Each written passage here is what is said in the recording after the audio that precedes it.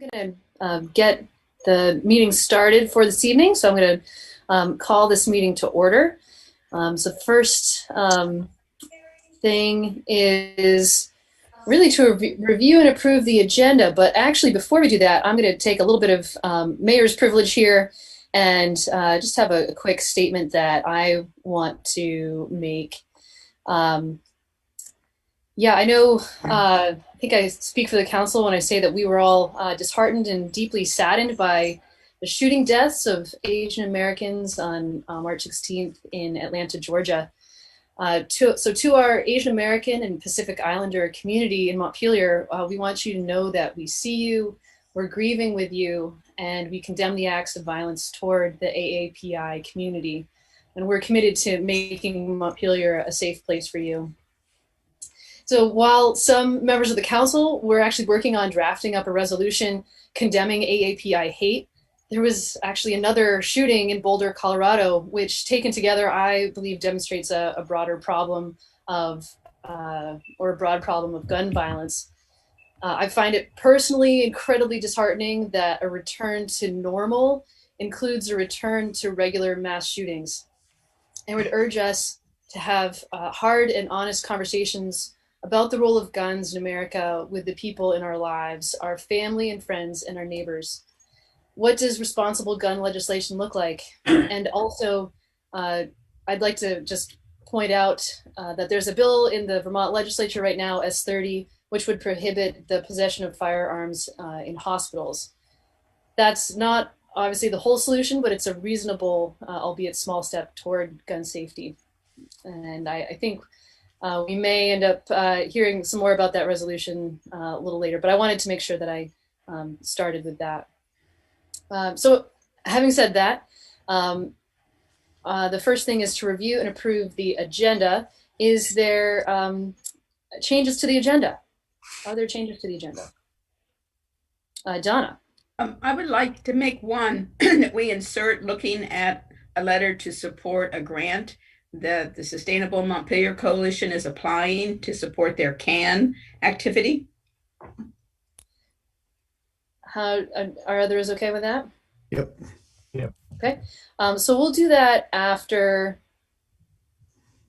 Actually, let me just look at this. Yeah, so we'll do that. I think if it's okay with you, if we could do that after the homelessness task force presentation. Is that all right? It's that slightly later than I had suggested. Do you think that's okay, Donna? Yes, that's fine. Okay. Thank you. Yep. Any other changes to the agenda?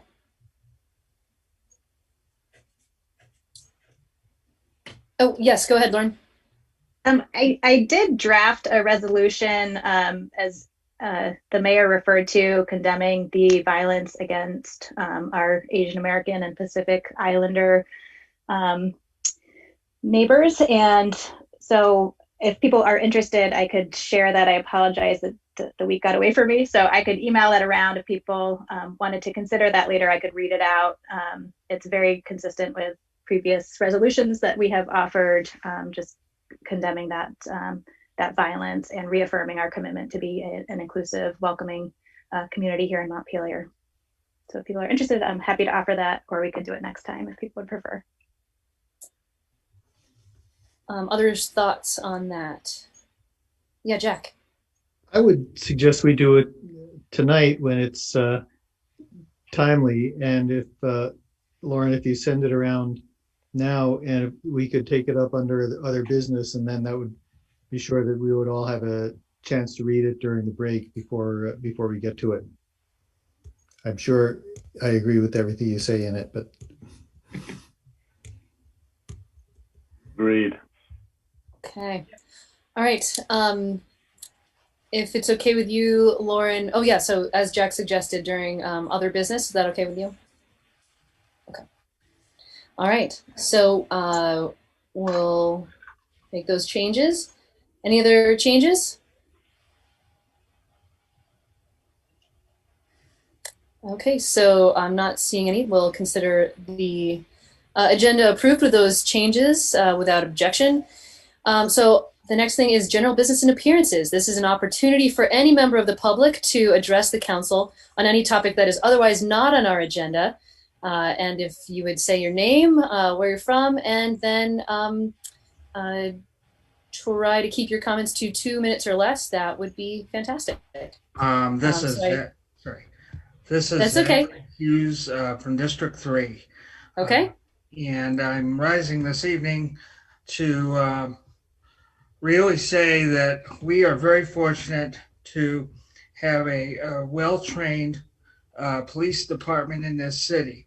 The police department responded to our crisis bed in the city and dealt with a serious crisis that I was supervising. And I got to see for the first time the actual work that goes on with the police officers when they negotiate with somebody. And we are top rate, I believe. I just want to thank the police department and the officers of that night, as well as Chief Pete. And I'm encouraged by Chief Pete's meeting coming up. Thank you. Oops. Thank you, Zach. Bill Kaplan, and then we'll go to Bill Fraser. I was going to recommend Bill Kaplan, so I didn't see it. Okay, go ahead, Bill. Okay, hi. So we're not on the agenda, but I am reporting back on a quick note about MDC. I want to thank each of you for all your work. Every time I tune in, I'm just really grateful for the work you do and feel like everyone should see these meetings. And, when we tune in, we see the public service that you all do. So thank you for that. So last time MDC was before the city council, we were asking for the commitment, and it was during budget time. And, we had a good conversation and did a kind of a recap and where we were at. And we had a proposal that we put before people there. And so I thought that it would be good to recap the accomplishments of the last 5 years of MDC, and then kind of go and talk about what MDC's kind of coming back with as a path forward. And so I think that I'll just run down a quick tick list, and I'll try and stay within the 2 minutes here. That we had 8 employers attracted and retained over the 5 years. 74 businesses received over $200,000 from the MDC MEND Fund as COVID persistence funding. We had the creation of the Tax Incremental Financing District, the TIF district in Montpelier. All these we played a role in supporting and helping happen. The bond was approved by the voters for the parking garage.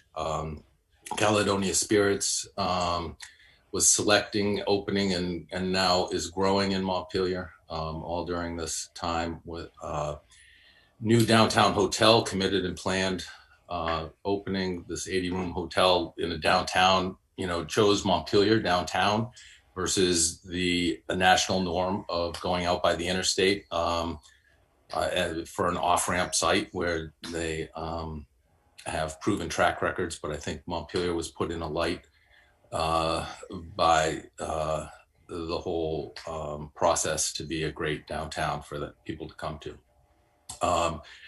30,000 additional visitors annually now come to Montpelier. There are 100 plus new jobs.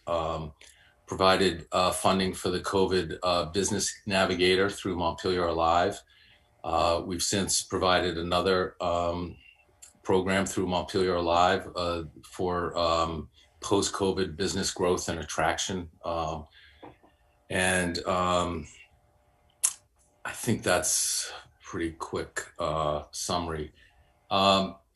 As we approach the end of the 5-year commitment that MDC, that Montpelier gave to MDC, and the end of what we consider our charter, we are.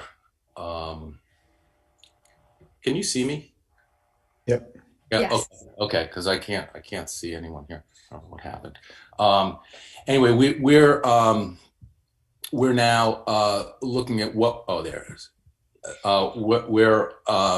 Where we can go and what we can do. We currently have $122,600 in the bank. We're thinking about what we can do. We have met with Bill about possible structures and pieces, how to move forward. And I think that what the board unanimously decided was to wrap up the 5-year charter with one large business and economic development program where we would have lasting impact, similar to what we've done here, but bringing people in and putting Montpelier in the light of a place to grow and bring your business or organization. We're going to be focusing on businesses that are women or BIPOC owned. We'll be giving substantial grants. People qualifying for this money will be basing their operations here, not just a single outlet, but really the idea being that one of the recipients or all will contribute to the idea of when you go visit someone in another place and you say you're from Montpelier, they'll say, oh, that's where X is from, or that's where this is. And I think that the idea is to create just a lasting economic impact with our final kind of program here. We'll be coming out with a press release and a program and application requirements piece, but it will be, we've talked about it. It's not the application will be very accessible to all people and all types of businesses and organizations, with the idea that we'll have a programmatic way of weighting, but the idea is when you bring one of these places to here, they've committed to be here long term by either signing a long-term lease or buying property, and then we look forward to seeing what that happens over the next 20 years after that happens. With that, I guess I will. I can answer any questions if that's appropriate here, or I could sign off, whatever works. Great. Well, first of all, thank you, Bill, and please pass along our gratitude to the whole board. I think this plan you have for the remaining money, I think makes sense, and yeah, it's been. I think it's been a really good thing for Montpelier. So, any other questions, comments? Yes, Dan, go ahead. I'll just add on. I want to thank you, Bill, and the MDC for the work you've done. I know that there have been challenges and setbacks to the MDC, but I think the work that you do is important, and I certainly hope that in addition to the grants, we can continue to tap into the knowledge that you've gained in running this corporation for the past few years as we think about economic development in Montpelier in the next phase. So certainly it will be helpful to us as a city. Sure. And I'd like to say, that was when Bill and I spoke about this, Bill did ask me to ask the board, the level of interest of others to continue in serving or being a part. And I think that everyone to a T agreed that if there's an issue or something that hits on any one of the board members, as we ran this not-for-profit corporation, everyone volunteered in their skill set, and we had a deep knowledge base that everyone wants to continue to use to enhance and assist Montpelier going forward. So, yeah, thank you. Anyone else? Okay. Yes, All right. I have my hand up. You got Morgan Brown. Yes, no, I'm sorry. I meant anyone of the council want to speak on this particular issue. Was there anyone else from the council? Okay. Morgan. Oh, thank you again, Bill. Yeah, go ahead, Morgan. Morgan Brown, District 3 resident. I just want to request that people not use acronyms, because it shouldn't be assumed that everybody knows, what an acronym might mean. And unlike the city council, maybe, and the mayor, we don't have acronym handbooks, maybe, and maybe that's what we need, create an acronym handbook. I'm being facetious, but please, you use acronyms, and then I'm trying to figure out half the time what the thing is, and then I'm not listening, because I'm preoccupied, what's that mean? And it would just be helpful to use plain English. Thank you. I appreciate that. Thank you, Morgan. That is an excellent reminder. A very good call. Peter. Yes, go ahead, Peter. Yeah, I'm going to get to mine in a second. I totally agree with Morgan. It drives me crazy. And it's not just acronyms, it's Bill. Let's identify who we're talking about. Let's not feel like we're a club. Okay. And I saw this when I was on committees. New people come into this city all the time. This is not a way of making people feel welcome. It's a way of making people feel excluded. Okay, I want to say something nice about the city services. I just have to say that the Development Review Board. I'm sorry, Peter Kelman, District 3. Sorry. The Development Review Board and the Department of Planning and Development, I think, are really doing a great job of implementing the desire of the City Council and of all of us to increase housing in Montpelier. I had this personally a great experience with them really helping to push something through, to facilitate it, to get it to be done in an appropriate way that will hopefully lead to some more housing. And it's a very good sign, I think, that your intent is trickling down into the operations of in an area which in past years I felt it has not been the case. So thank you to them. I want you to know that they're doing a great job. Thanks. Great. Thank you, Peter. I appreciate that. Bill, yes, go ahead. Well, I hate to add on to general business when we normally have none, and we have such a distinguished guest waiting for us that I don't like to do this, but we had received an inquiry from the folks who run All Species Day, and we did not get their application in time for this meeting. The next meeting would be April 14th, and I've sent you all out information about this, so I won't repeat it all. And I think for their planning purposes, that's running it pretty tight to an May 2nd event. ARCGNS will already for now. And so I think they're looking for some kind of signal from the council, whether you will consider this or not. I mean, obviously, you could say, let's see what the circumstances are on April 14 and decide then, and they have to decide whether that's enough time. I'm not trying to sway you one way or another. You received our recommendation, which is under the current guidance and current state of emergency. We don't really feel this is allowed and we shouldn't be doing it. But as Dan Groberg pointed out, that could change in the future. So I again, I'm not suggesting you hold a full hearing on this. And I know there's other agenda items, but I do think out of courtesy to them, either now or later in the meeting, if we can give them some guidance, that would be great. Thanks, Bill.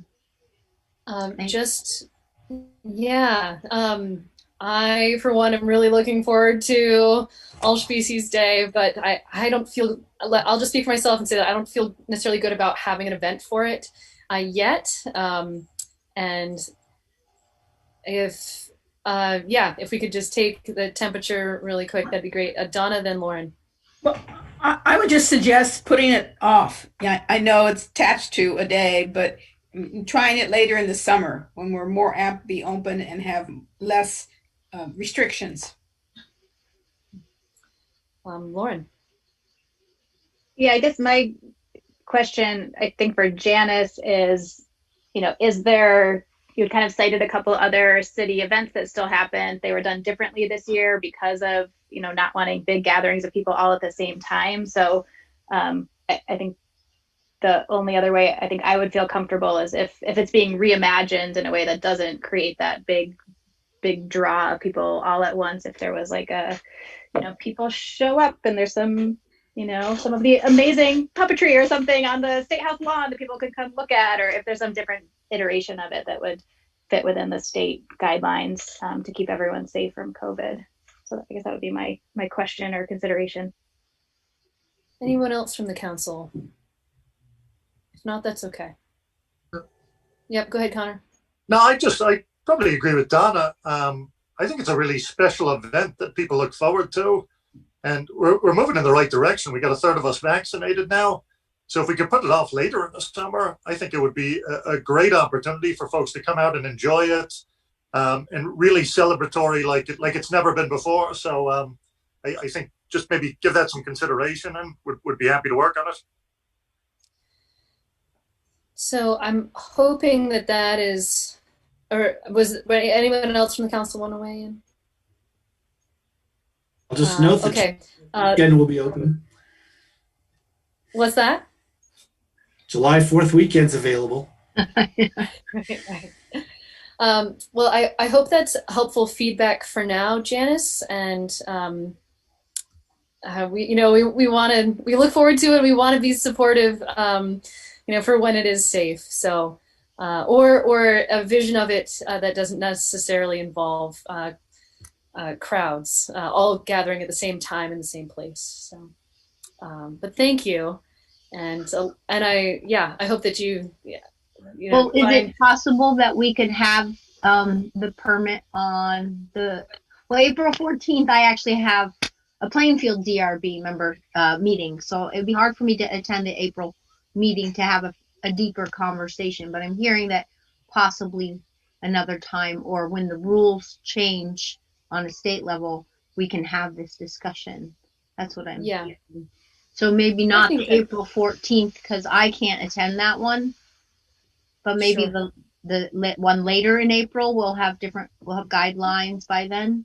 Sure. Yeah, that seems that like work. Jack, go ahead. Yep. Yeah, it would be April 28th. It would just be tough to pull off for May 2nd if you. Go ahead, Jack. Yeah, I think that certainly the council is open to hear from people. I think the message you're getting from those of us who've spoken, and for me who I haven't spoken yet, is that it's not likely to be met with approval if you come to us in April either. But we're supportive of trying to make it happen sometime, even if we're looking at September instead of May. Depending, of course, on what conditions are at the time, and we're all hoping they'll be much better. All right. Well, I'll get back to you when new guidelines come out. Okay. Thank you. Okay. Thank you for your time. For sure. Anyone else for general business and appearances? Yeah, Steve Whitaker. Go ahead, Stephen. I've asked that this be brought into an agenda item, but I think it didn't make it in time, or Donna was preoccupied with other emergencies. But the fiber build that Consolidated is conducting across all of Montpelier and neighboring towns is creating huge disruption. The flaggers are not trained well. They're not paying attention. They're not even watching traffic. Some of the fiber is being installed illegally. close to the electric lines. They are just blocking sidewalks at in both Elm and State Street at the same intersection in both directions. It's really reckless, and we currently don't have an ordinance that requires them to notify City Hall and get permission for that type of construction. And another dimension of it is our negligence in withdrawing from EC Fiber on the consent agenda, despite my protestations earlier. So now we're going to have a second monopoly provider across town, but we're suffering all the consequences of traffic disruption and hazardous conditions. They had all of School Street blocked, both lanes. The school pickup happened at the same time as they had a truck out in the traffic lane outside of the parked cars, stringing fiber, and the guy had to sit for half an hour to get out of the funeral home because of that gridlock. It was a dangerous situation if a police or fire vehicle had been necessary. But again, apparently we have no, and the reason I'm bringing it up is because Consolidated testified in the Energy and Tech Committee that they were having conversations with every town and letting them know when they would be where and getting them fully cooperative and informed about what was going to go on. And I did a public records request and found out that none of that was true here in Montpelier. So I provided some draft ordinance language to Donna from a model code that had been adopted by a city in New Hampshire. But I think you all need to act on this sooner than later. They're next heading to Barrie. I've given them the heads up, and they were very appreciative. But it's not okay to have. Also, that code allows the committee in the city, a committee of like the public works director and the planning director, et cetera, to go in and force them to clean up things that have been hazards, removing double poles. Look out at the wires hanging outside of the pole right of way in front of the guest house on School Street down near the school. You'll begin to notice this stuff, and once you do, it'll bother you as much as it bothers me, I hope. Secondly, the cruel and callous disregard for public restrooms. While I appreciate the intent of, consoling the Asian American community, we've got people here who cannot use the restroom, old people, people with children, etc. And there are no public restrooms, and y'all are, negligent at dealing with it for over a year and a half now. The vacuum cleaners, don't forget the vacuum cleaners. They can be purchased with the money that's coming our way. I think Congressman Welch is going to tell you about. We need to get the dust up out of the sidewalks and the streets and the crosswalks because people are eating it and it's toxic. And we should conduct a public process, not just city council's discretion with the mayor and the city manager in a back room with cigars. We need a public process for how to spend this money that's coming to the city. And secondly, we need an inventory of all the public works backlog of projects, a photo inventory that allows the public to scan it on the web and help rank it and prioritize what gets repaired when, because it's going to take 10 years to dig out of this hole. So that's enough for now. Thanks. Thank you, Stephen. Jack. Thank you. I'm interested in the idea of ordinance relating to the cable installation. I can imagine that there may be some federal or state preemption issues because it's in interstate commerce, but it does sound like something that we should be looking into, and so I would encourage us to explore that. Okay, thank you. All right, anyone else for general business and appearances? Okay, all right, so we are going to move on to our consent agenda. Is there a motion regarding the consent agenda? Jack, go ahead. I move the consent agenda. Second. We had a motion and a second. Any further discussion? Okay, all in favor, please say aye. Aye. Aye. And opposed? Okay, so the consent agenda passes. And so we are up to welcoming our Congressman Peter Welch. Thank you so much for being here. We're looking forward to hearing from you. Well, I want to say what a pleasure it was to participate in the citizen comment. There's nothing more real than local politics and local government. And I so enjoyed hearing everybody's comments. Steve talking about what's going on with broadband and on the sidewalks. The frustration about acronyms. I got to tell you, I share that. I just got, when I got on a new committee, the Intelligence Committee, it was just one blizzard of acronyms after another. So I like that idea of an acronym dictionary. I think that's great. But Mayor Watson, thank you. And to the members of the City Council, thank you so much for allowing me to be with you briefly this evening. And I just want to make a brief report about the American Recovery Act and be available for questions, and also to let you know that we're here to help you with the implementation of that in your city. But as you know, it's really quite amazing about what's happened in our country with this pandemic. It's a once in 100-year event, and none of us are ready for it. How in the world do we prepare for something that hasn't happened in 100 years? And it was a year ago, literally just about a year ago, when I remember going out to the airport in Washington for the 10 p.m. flight home. And I got a call from American Airlines. And the question was, Congressman Welch, are you still planning on going to Vermont? And I said, well, yes. And I was curious why they asked me. And they said, well, as soon as you get here, we're ready to leave. And the reason was that a plane that was normally totally packed was totally empty, except for me. I was the only passenger. And what it symbolized was how sudden and abrupt it was that we went from a fully engaged economy, where fully engaged interactions, in-person meetings at the city council in Montpelier and everywhere else, to social distancing, apprehension about the virus, rightly so, and a shutdown, like in Montpelier, of your restaurants and your small businesses and your schools. It was just stunning. And it's a year, a little over a year, that we've been doing this.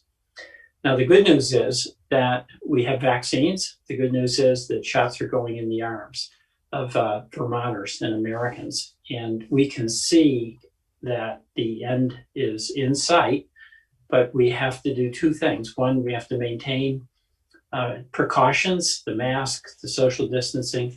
We've got to get vaccinated in order for us to get to the other side. And the second is we've got to hang in there with economic assistance to our families, to our small businesses, and what I'm going to talk about tonight is to our local governments. But the Recovery Act that we passed, just signed by the president a while ago, about a week ago. Number one, vaccines, they're paid for. That's going to be a federal responsibility, not a state or a local responsibility. And we're doing over 2.5 million vaccinations a day. So we're on track. I think Governor Scott said in Vermont to have a semi-normal July 4th. That's really good news. Second, there's real assistance to individuals. And we all know that the impact of this virus has been variable. Some folks and some businesses have done well. They have been able to continue operations with their internet. Some of our big companies have done really well. But a lot of the small businesses have really struggled because they can't open, or our arts and nonprofits really can't open until people are really safe and fully vaccinated. So this rescue package has aid to individuals, $1,400 checks. A family of four in Montpelier could get $5,600.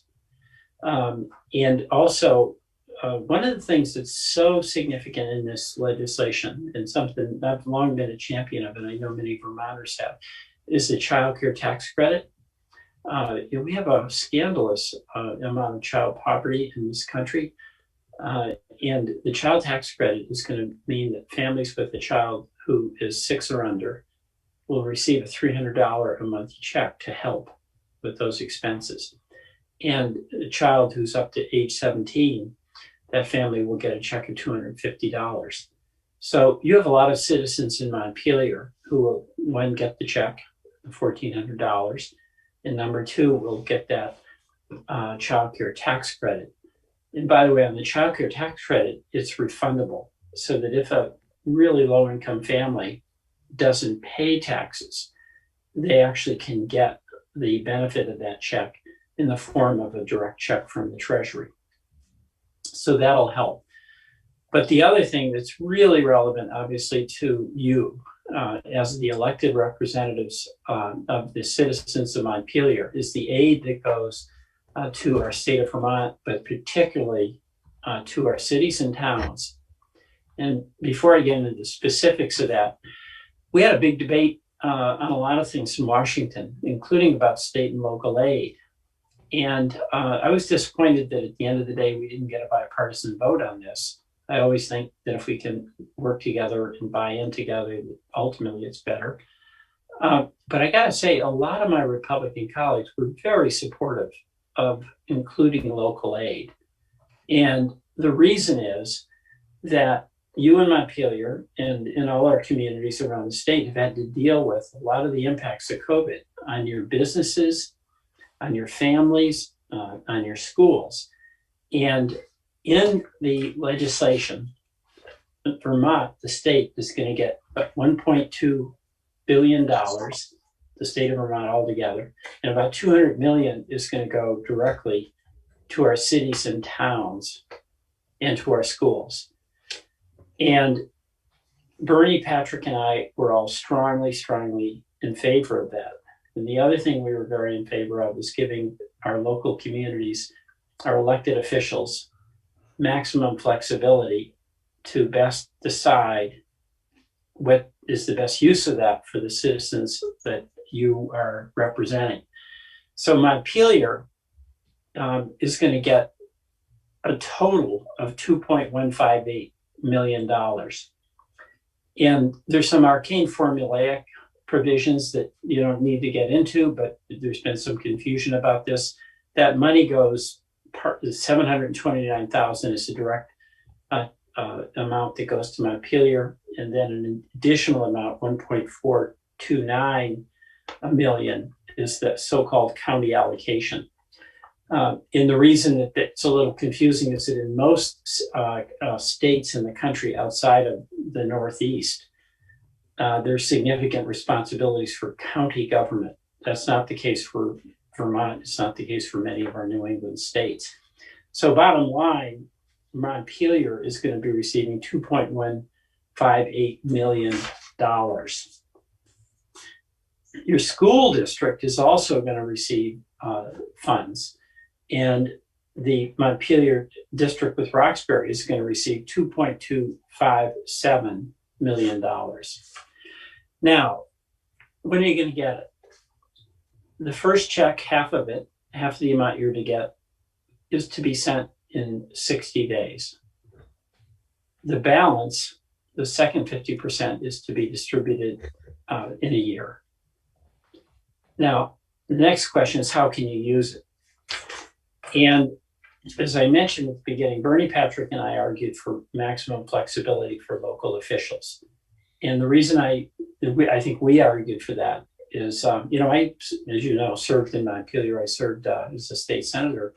But I always had a sense that when it gets down to the micro decisions about what's the best way to do things, the closer the decision maker is to where the money's going to be spent, and the closer that decision maker is to the people in whose behalf the money is going to be spent, that person has better insight and more accountability on how that money is used. So I am a big proponent of giving that local responsibility to you. And by the way, it's a huge responsibility. because the decisions you make are going to really impact the well-being of the citizens of Montpelier for years to come. So that is a huge responsibility that you have as locally elected officials in this pandemic. But the money has to be for COVID-related purposes, but that's pretty broadly defined. So it can be everything from assistance to households or local businesses that have been particularly impacted, to nonprofits, to impacted industries. It also can be used for premium pay for frontline workers. It also can be used for lost revenue that is related to the city, that's related to COVID. It can also be used for infrastructure projects like water, sewer, and broadband. And that's a huge challenge for many of our communities. You can also use it to partner with nonprofits. In some cases, some communities are partnering with nonprofits to do food distribution. So it's a significant amount of money. There's significant responsibility and significant flexibility in the use of that. And I want to say thank you to you for serving, all of you, Mayor Watson and all the members of the board, for taking on that responsibility.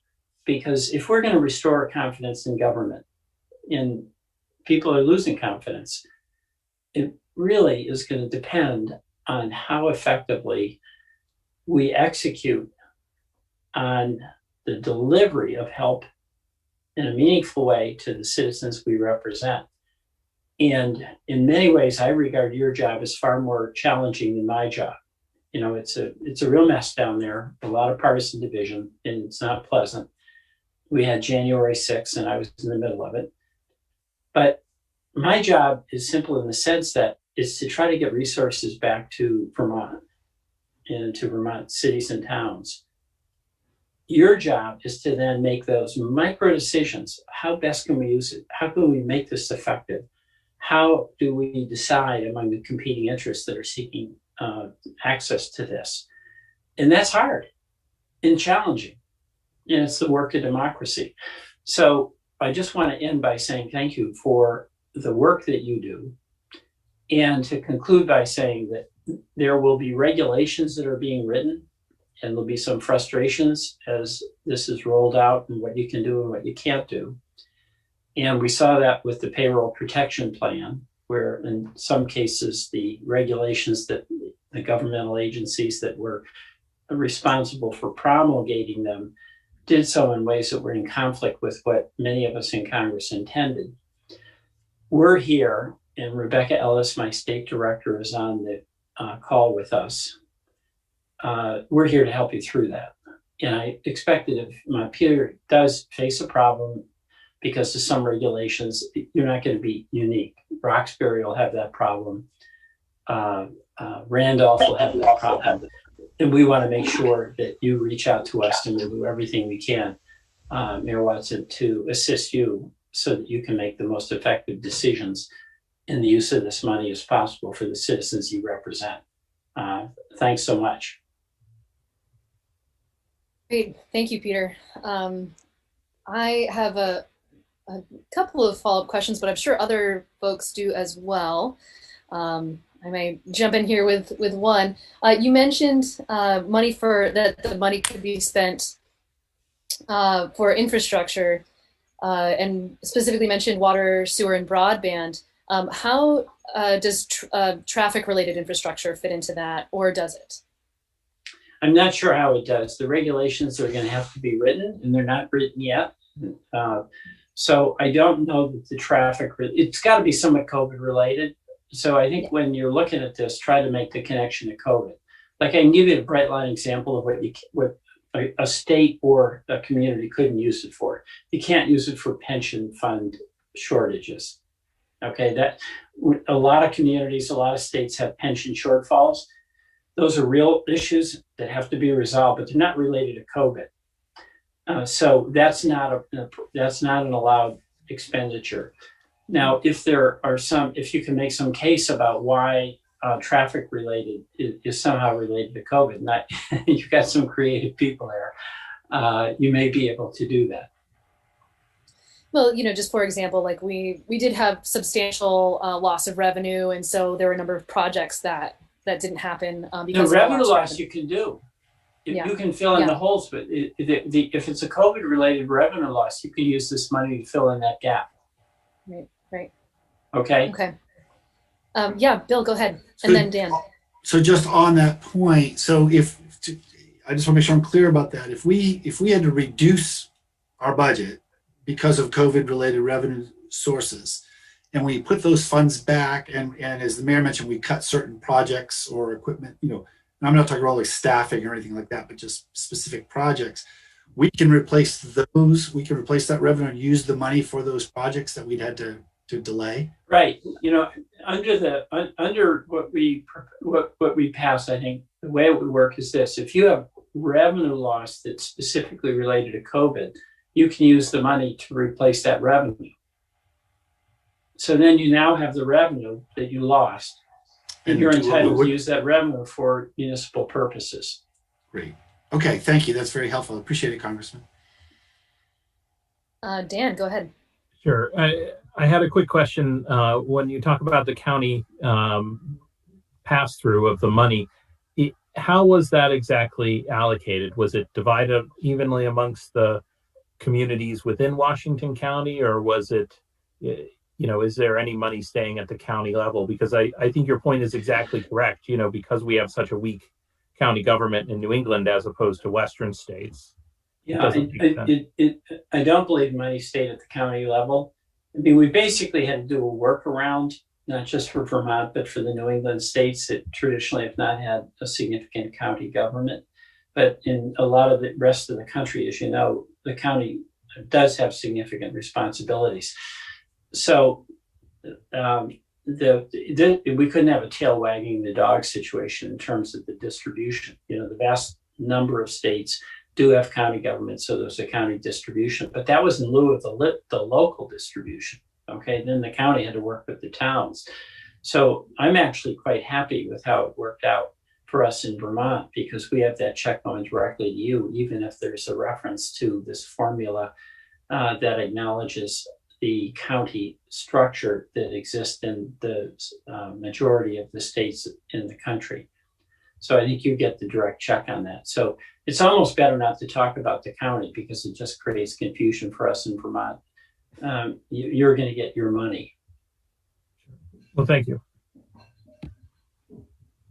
Lauren and then Bill. Thanks. Yeah. First of all, thank you, Congressman Welch. I know you downplayed how hard a job you have, but we really appreciate all that you've been doing for us all. And it's an incredibly important and hard job, and we're really grateful that you're representing us. Speaking for myself, I really appreciate all you've done, and some great work here, and really exciting for the opportunities. One quick question on the date. I know some of the state dollars you have until like 2024 to spend. So any clarity on kind of timeline for spending? And then a quick question on, we also got an email today about a small number of community projects, and just curious if you could give a little guidance. I know it's only kind of a handful you can put forward, but kind of what you'll be looking for. Are those kind of shovel-ready kind of projects from communities, or is there wider latitude? Yeah, just any guidance to that would be great. Yeah, well, thank you. I mean, two things. One is there's separate thing. There's two separate issues that you're talking about there. One is what you are going to get with capital spending authority under the Relief Act, and I described that.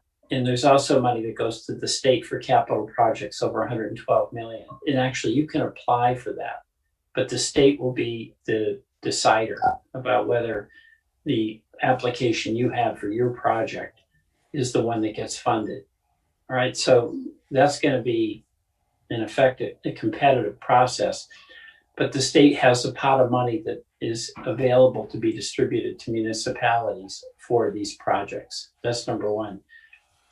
Number two, separate from the Recovery Act, Congress has decided, with Republican and Democratic agreement, that we're going to allow for congressionally directed spending, formerly known as earmarks. And those were abolished for the past 12 years or so.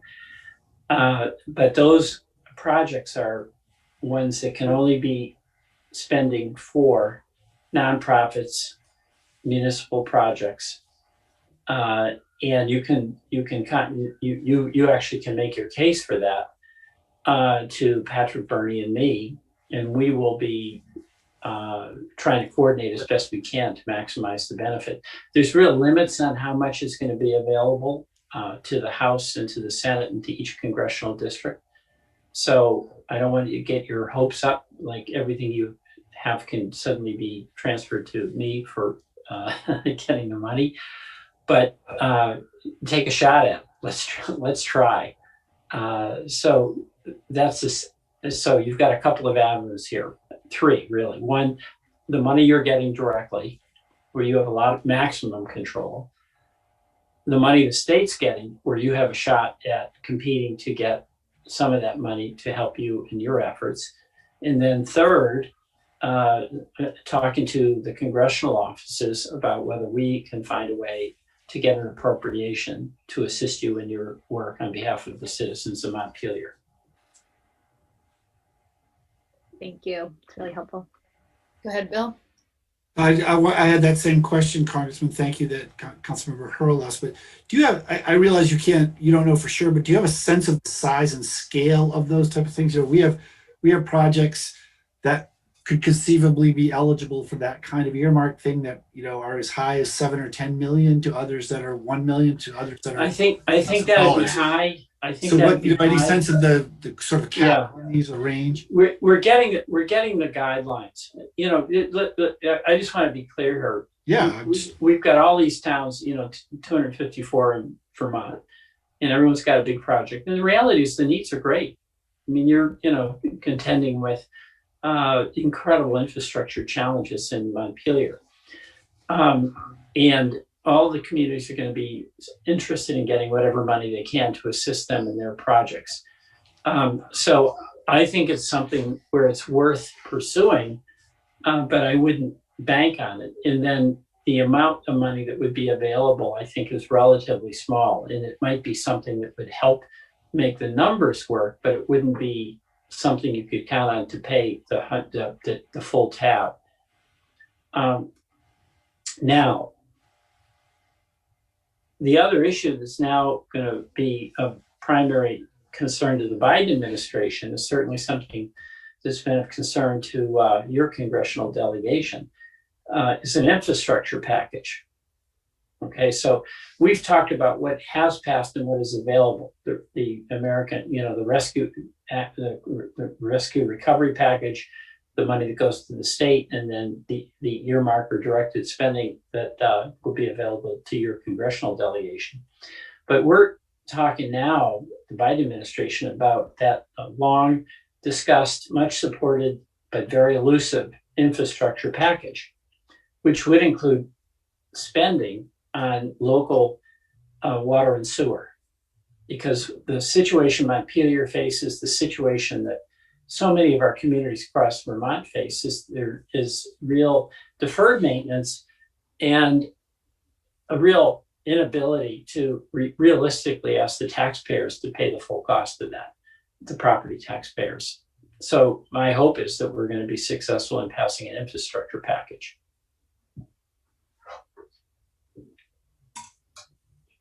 Great. Thank you. Any other questions for the Congressman? Go ahead, Connor.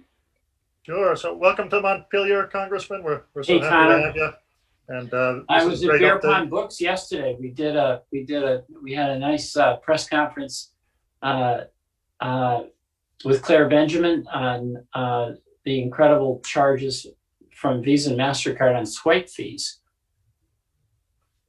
So I was in Montpelier. It felt good to be physically back. in Montpelier. That's good. I was physically there. Well, great. And no, just thanks so much for the work you're doing. We, I think with one representative, we really punch above our weight, and it shows down in DC. Just want to switch topics really briefly, if I could.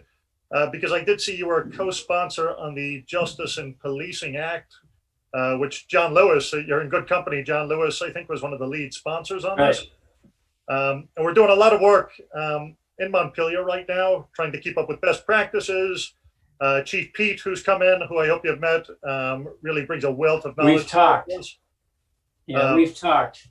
But I was hoping you might just give the top lines of what the Justice and Policing Act looks like and how it might affect, some of the conversations we're having with our Police Review Commission. Well, one of the things that's really relevant to you is that there's actually more money that is available for communities that are taking on the challenge of reforming our policing practices.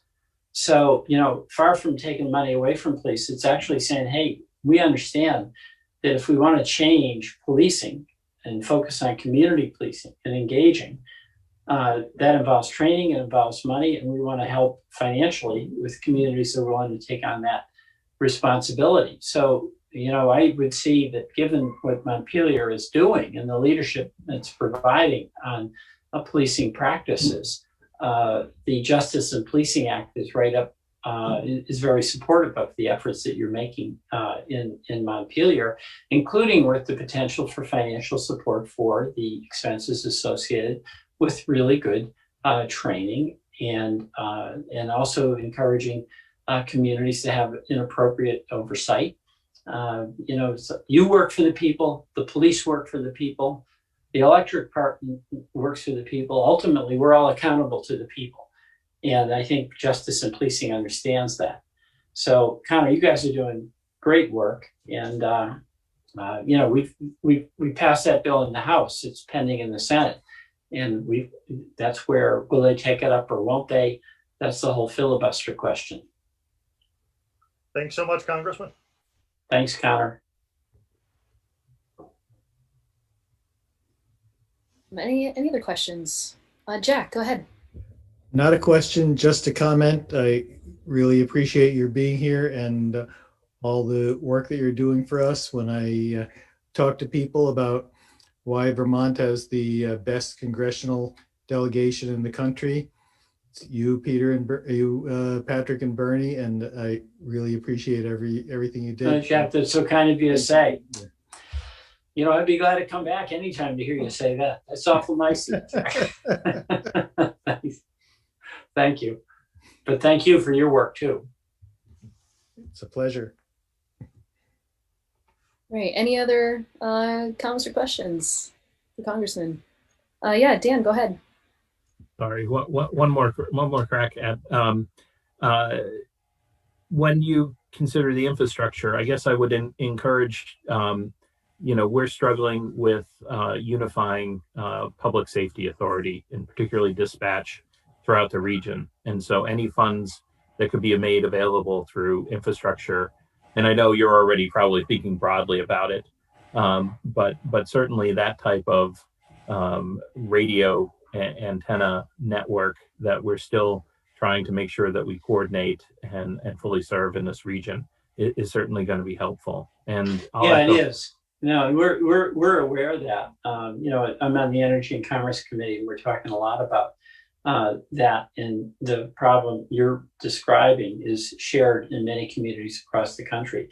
And the fact is, we've got to have a reliable system that doesn't stop at the town line, right? Absolutely. We're all in this together, and I'll just echo the other councilors and thank you very much for your work, because we really do have an amazing congressional delegation. When I went down for ABA Day, it was always the easiest. We had the easiest job of all 50 states delegation. So thank you again. Well, that's good. Well, we're all pretty proud of our state, aren't we? Thank you. Yes. Yeah. Anyone else? All right. Well, just want to add my voice to the gratitude. Thank you so much, Congressman. We're so grateful for everything that you're doing for us down in Washington, and we're particularly appreciative that you came to us to this council meeting to give us this news that directly affects us. I'm glad to be with you. And Mayor, I'll see you out riding your bike pretty soon. We're getting the weather where you can do that. Exactly. Yes. Hopefully soon. Anyway, Yeah, thanks so thank much you. for being here. Bye-bye. Okay. Thank you, Congressman. Bye-bye. Thank you. Bye-bye. Thanks. Okay. All right. So, we are up to the home energy labeling ordinance for the first reading. So the first thing I'm going to do is open the public hearing. But just so that everyone knows the order of how this will go, there's a presentation that the group that was working on putting this together has got for us, and I and Councilor Hurl are both a part of that, and then there will be an opportunity for the council specifically to ask clarifying questions. So that's a time to maybe not opine yet, but to get more information or clarify things. Then we'll hear from the public after that, and then after we hear from the public, then we will go back into discussing this as a council. So that's the procedure. That's how we're going to move this forward. And so just to get us kicked off here, I think Cameron will be sharing the slides with us. And I think Donna is starting us off. So I guess I will turn it over to Donna. All right. Can everybody hear me? Yes. Okay, great. For everybody's benefit, good evening. My name is Donna Barlow Casey, and I am Montpelier's Public Works Director. But I'm here tonight as the city's staff member appointed to the Montpelier Energy Advisory Committee. And I'm going to just take you through a little bit of the overview, and then there are other members of this organization or entity that will take turns explaining the different aspects of this. So in 2018, this little bit of history, the City Council made a significant and what some might say was a bold environmental commitment. They decided that it was in the best interest of residents and the city to engage in actions that would result in diminishing and eventually leading to the elimination of fossil fuel use in the city by 2050. Now that's a long time, it seems like a long time in front of us, but this is work that takes a while to be realized. And so the work that has been ongoing has achieved some milestones, which you can see here on the energy goals slide. And there are more to come, including what we're talking about tonight. So, well, the adoption of the ordinance that's before everyone tonight is not the only effort that the city has helped, that the city has considered in regards to net zero. It's a critical component in achieving what the commitment is for the city. So tonight is the first of two required meetings, and that's important for everybody who's here thinking about this and learning about it for the first time. And the second one will be at the next council meeting. And there are a number of consultants and community members who are very adept at explaining not only this ordinance, but the benefits that are going to be provided to the community as a result of this. They'll be answering questions, referencing data, explaining the process and benefits that can be expected when the ordinance comes to fruition. But there's been a pretty important misunderstanding that we've been hearing about. At least I've been hearing about it in public works and through social media. And I want to address that at the front end of this conversation. The home energy information ordinance does not require homeowners to invest in making energy improvements to their residences. Now, that's not to say that we don't want that to happen, but it is not a basic requirement in order to adhere to the ordinance. It does require owners to fill out what's called the Vermont Energy Profile. And you'll see and hear a little bit more about that as we go through slides. But the VHAP, as it's called for short, is important in that, and I want to put this in context for you. While it can be a selling point to some buyers, it's not the only selling point. And while it's really important in the long run, and it may be a very big incentive to a number of folks, it is one of many points that potential buyers will look at. And so we've heard an awful lot that this is an unfair situation for some homeowners. And I really want to reflect for a few minutes here on the fact that when any home goes on the market, there are a lot of situations that result in people buying a particular home. The size of it, the location, how many bedrooms it has, its condition, does it have a yard? Does it have a driveway? There are so many things, and the number of homes that are available at any given time when people are looking to purchase may be limited, or they may be a very broad range. And so the home energy ordinance is one of those many decision points that buyers will consider in their effort to fulfill what they are looking for, which is a new home. And so if I accomplish two things tonight, one is to hopefully hold that line of upset that we've been seeing, as I mentioned, being discussed at a point where people can really look at the ordinance itself for its benefits and for its benefits in the short run and its benefits in the long run to our community and beyond that as a model. And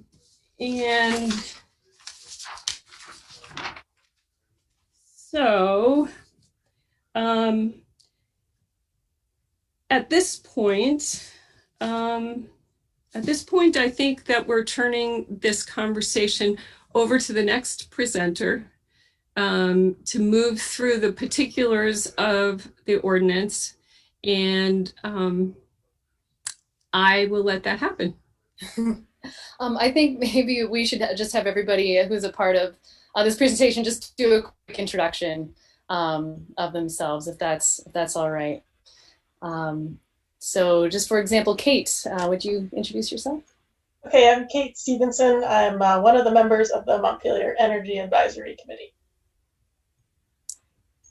Okay, and Emmy, I know you're here. Hi, I'm Emmy Luck, and I am with Northeast Energy Efficiency Partnerships and the Energy and Climate Associate, who will be explaining a bit about the ordinance to you today. Great. Any other of the members of the Northeast Energy Efficiency Partnership or Veronique, would you like to introduce yourself? Go ahead, Carolyn. Oh, thanks, Marion. This is Carolyn Sarno-Goldthwaite, and I'm also with NEEP, and we've been providing technical support to the city. So, Veronique, pass it to you. Hi, I'm Veronique Buñuel with Clearly Energy, and we have been the technical partner on this project.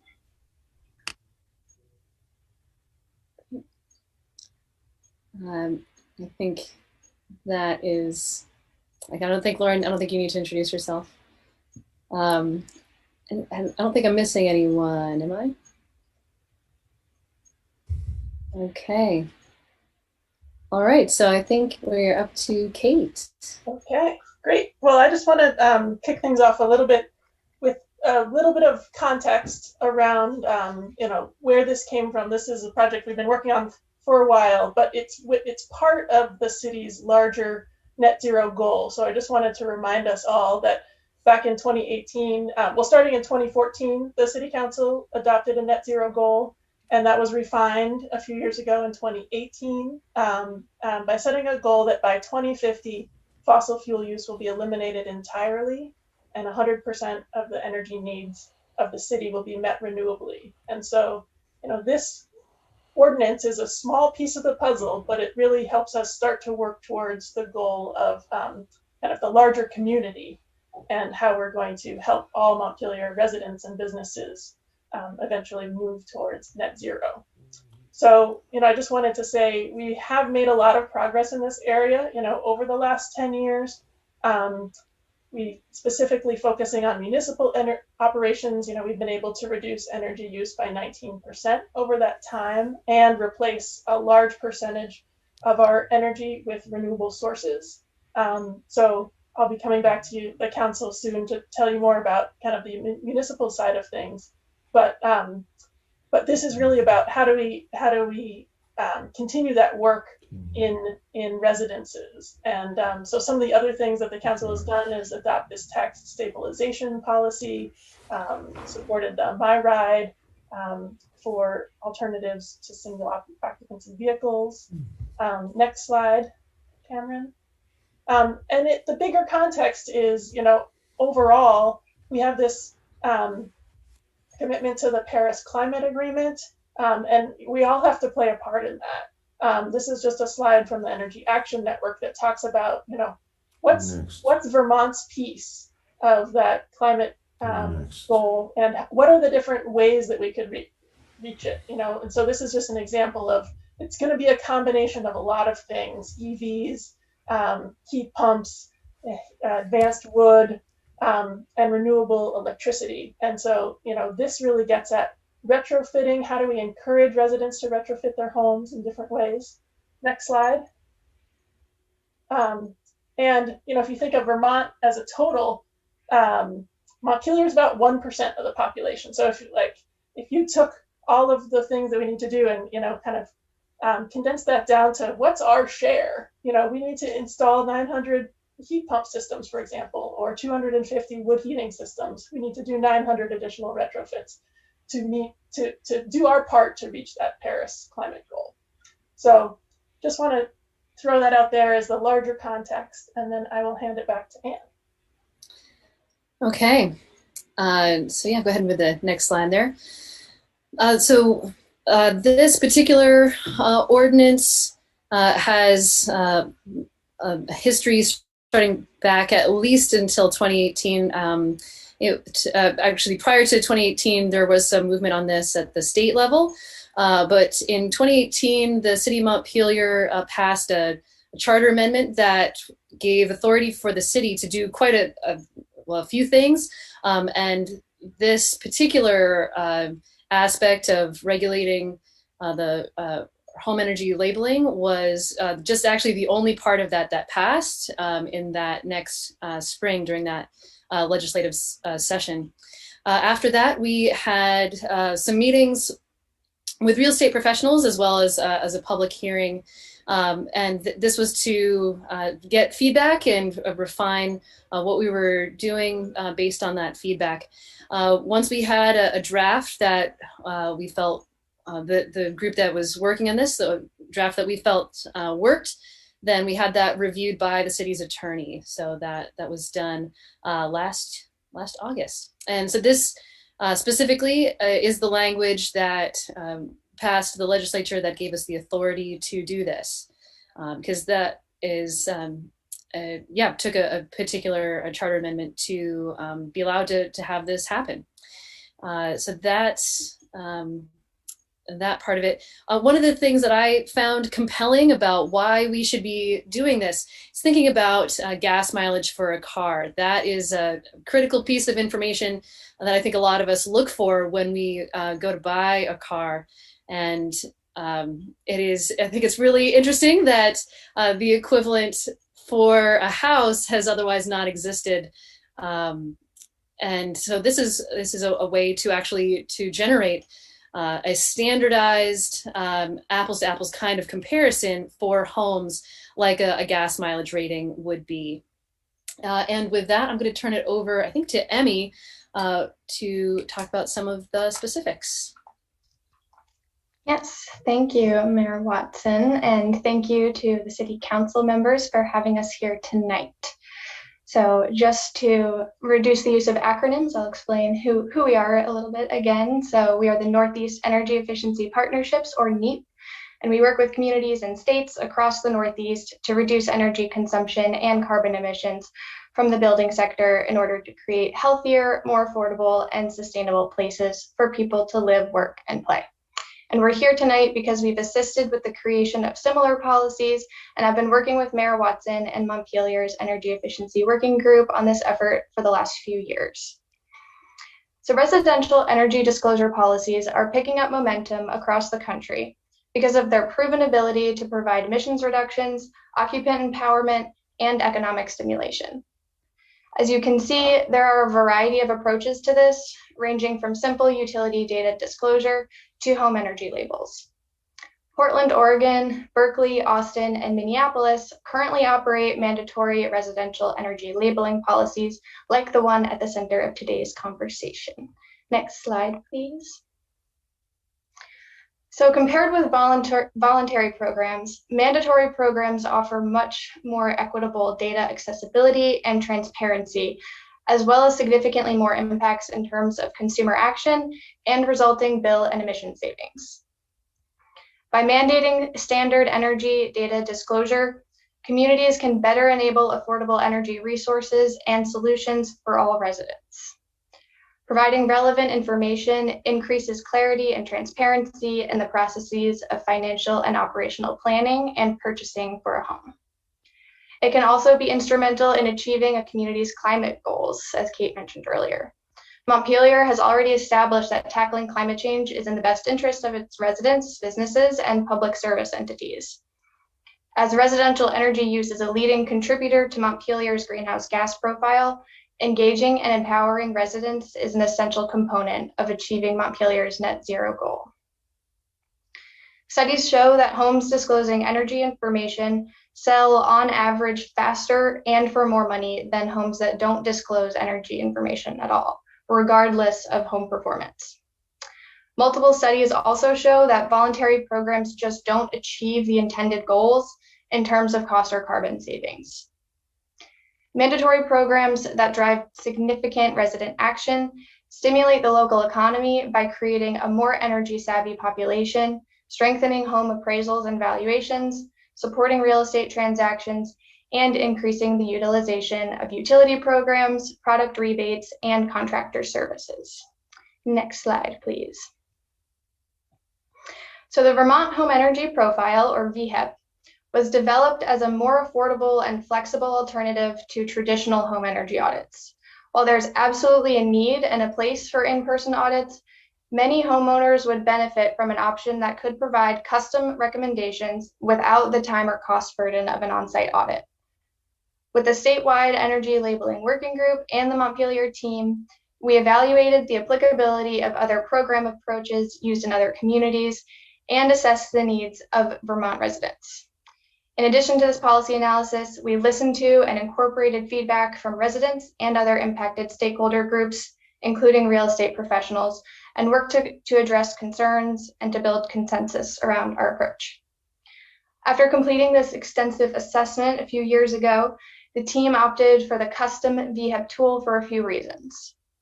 On-site audits were already difficult due to a small local certified auditor workforce, and in-person visits have become even more complicated since the onset of the pandemic. Traditional offerings are also more costly and more time-intensive for all involved. This tool streamlines the first few steps of understanding a home's energy performance and reduces the burden on both residents and city and state staff. VHEP is not intended to replace, but rather to complement in-home audits. The VHEP can serve as a first step for a resident embarking on their energy journey, or can be used to inform deep retrofit projects until an in-depth audit can be performed. And finally, thanks to Efficiency Vermont, the tool is currently free to use for all Montpelier residents. Next slide, please. Thank you. The Vermont Home Energy Profile was designed specifically for Vermont residents. We solicited and incorporated public feedback throughout the process and tested the tool with a group of stakeholders ranging from ages 18 to 80. I actually created one with my parents for their house in Westover, and we all found the tool to be easy and helpful. The VHAP uses publicly available information pulled from NEAP's Helix platform, along with an automated home energy modeling software by our partner Clearly Energy. After using these components to generate an estimate, you can further refine your profile by adding information on things like appliance features and utility bills. I'll explain a bit more about how to create your profile later on. Next slide, please. While utility bill disclosures offer an idea of the home's energy needs, labels like VHAP offer custom recommendations based on the physical assets of a home, which are more helpful data points for potential new homeowners who may operate the house very differently than current homeowners. The VHAP provides tailored recommendations for improvement and encourages customers to utilize resources provided by organizations such as Efficiency Vermont. For this reason, labels are more often more effective for consumer engagement and empowerment than simple utility data disclosure. Now, Councilor Hurl will speak a bit more about the labeling benefits. Thank you, Emmy. So I'm just going to walk through some of the potential benefits of this type of policy. And this is really looking at research and experience from other places who have already implemented similar policies. So for one, the research shows that between 12 and 37% of those who buy homes with energy labels make energy improvements to their homes that they were otherwise not planning to make. This is in contrast to the business as usual home energy improvement rate, which is around 1%.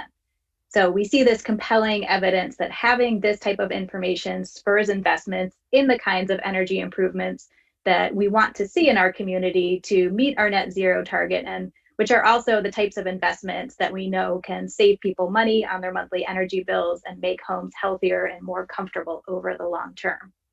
Next slide. There's also a consumer protection component to this ordinance. This information can help people make better informed choices and better understand what they're getting into when they're buying a home. The tool provides an apples to apples comparison for homeowners so they can have a clear understanding of potential energy costs for a new home they're considering. In particular, we know that low income households can have high energy burdens, which is the percentage of income a family spends on energy bills. And this energy burden can be 3 times higher for low-income households. So knowing potential energy costs upfront can be particularly important for lower-income families so they can compare potential homes and plan for these expenses. I know I've heard from several constituents about how after they bought a home here in Montpelier, they had much higher than expected energy costs, which were challenging to deal with. And if they'd known, they could have planned better, and it would have taken away some of that stress of these big unknown expenses popping up during their time of new home ownership. Next slide, please. Providing this information at the time a home is listed for sale also allows the buyer to include this information as part of their negotiation with a bank or other mortgage provider, and potentially including energy improvements in the cost of the mortgage or as a tool to receive a better rate. And we know we have an old housing stock in Montpelier, so knowing what you're getting into and having information about improvements that are available that could be then rolled into your mortgage could be really helpful to home buyers. I heard from some constituents who said they wish they had known this information because they later made home improvements that would have been easier and better to deal with as part of the purchase and mortgage negotiation process. Also, just noting that right now there are numerous incentives, and with federal stimulus programs like we were hearing about earlier tonight, we anticipate even more opportunities for home buyers to get good deals on energy improvement projects. So knowing that information when you're in the process of buying a home and being able to look for and identify those opportunities could be really helpful to people. Next slide, please. This ordinance would allow the city to see where there might be a need for financial support for homeowners to make energy improvements to their homes. I know I'm really interested in thinking about what programs we might provide as a city to help people make energy improvements.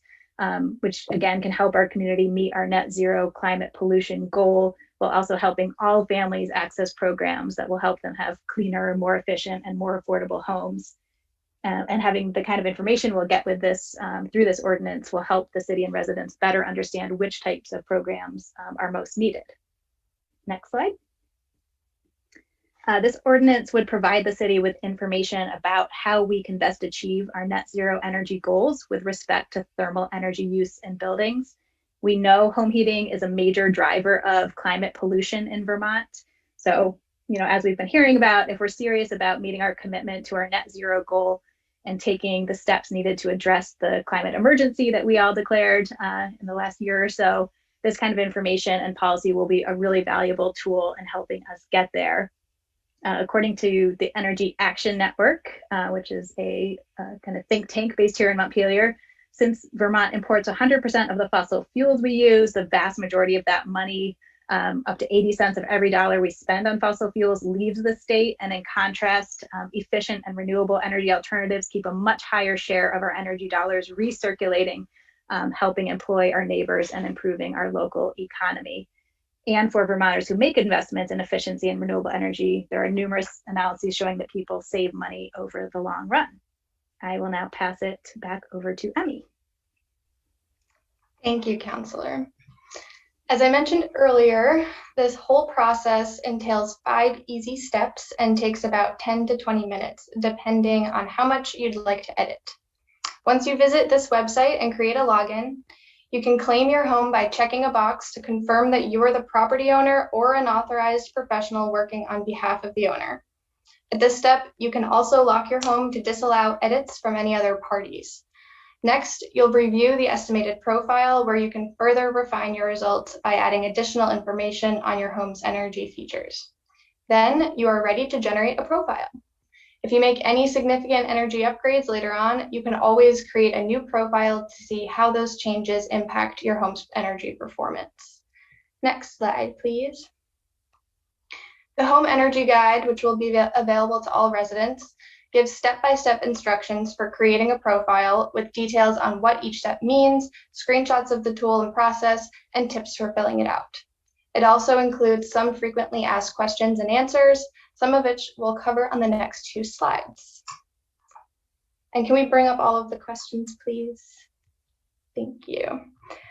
So to recap, your data will only be shared with the state and city agencies and partners as authorized for the purposes of maintaining this program.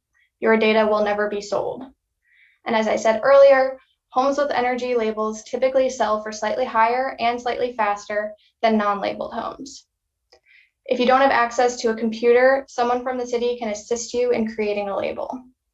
This ordinance will apply to all homes for sale in Montpelier, including those for sale by owner.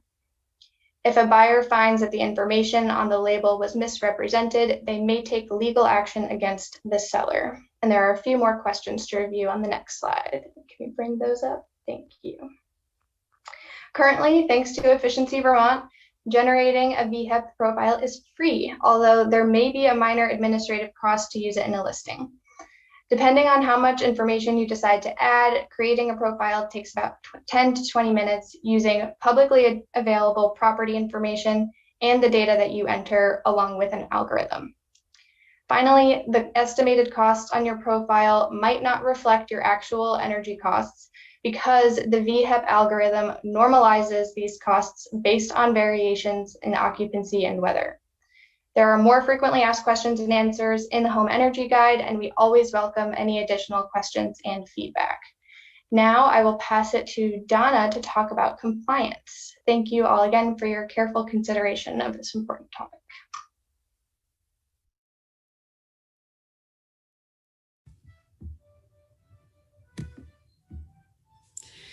All right, so enforcement has these 3 parts to it. We'll be regularly checking published listings to make sure that they are correct and adhered to. We are expecting that we will receive some complaints. That always happens. I'm hopeful that with some additional planned awareness generation once the ordinance is adopted that will reduce those potential complaints that are coming from misunderstandings. Then the signature on the document testifying that the seller provided the VHEP to the buyer is filed with the city clerk, and those records are available for inspection at any given time, and there'll be a check on whether or not that has happened. We'll follow that through that at the end of that filing. So it's pretty simple, but easily implementable and able to be validated and resolved at any step in those three different areas. And I was going to jump in here just to mention with that third option, filing with the city clerk costs $15 per page. So if we were to require the profile, which is double-sided, plus a document testifying to that, that this document was provided to the buyer, that would be a third page. So it could be $45, but I think we as a energy efficiency working group, we're going to recommend if we leave that option in as a council, that we simply go with just the, not including the profile, but just including that verification that it was provided to the seller. So, so just $15 there. And I think it's back to you, Donna, with next steps. Okay. So our potential next steps are identified here. We're going to communicate information. We'll send that information through water and sewer bills that go out on a regular schedule. We'll also be doing a fair amount of social media, as I mentioned before. We'll answer calls. We're going to see if, and this is just under discussion right now, but we're going to see if we can create a portion of Public Works page to sort of archive question and answers so that we don't get, so that people can look at that site and maybe get the answer before they respond in another way. The webcast will be created. Where, as you can see, informational sessions will be provided. And we're hopeful that if all of this works out for the next conversation, that the ordinance will take effect at the turn of the fiscal year for the city.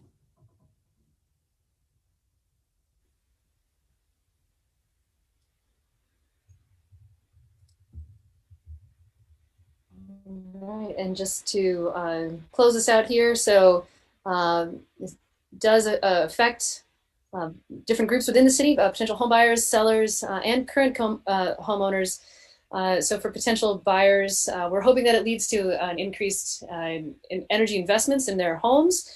For sellers, particularly for those who have made energy improvements, it's a way to honor those improvements that they have made that might otherwise be invisible to a potential buyer. And for current homeowners, it's a way to see what they might do to increase the energy efficiency of their home and find cost savings.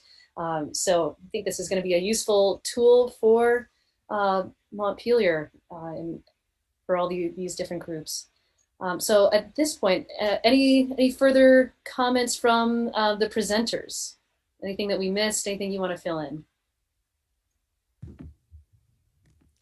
I would just jump in here and say that it's very interesting to me that after the long time it took for the work to be pulled together and for us to feel comfortable with this presentation and the recommendations, that we are within 2 weeks of Earth Day.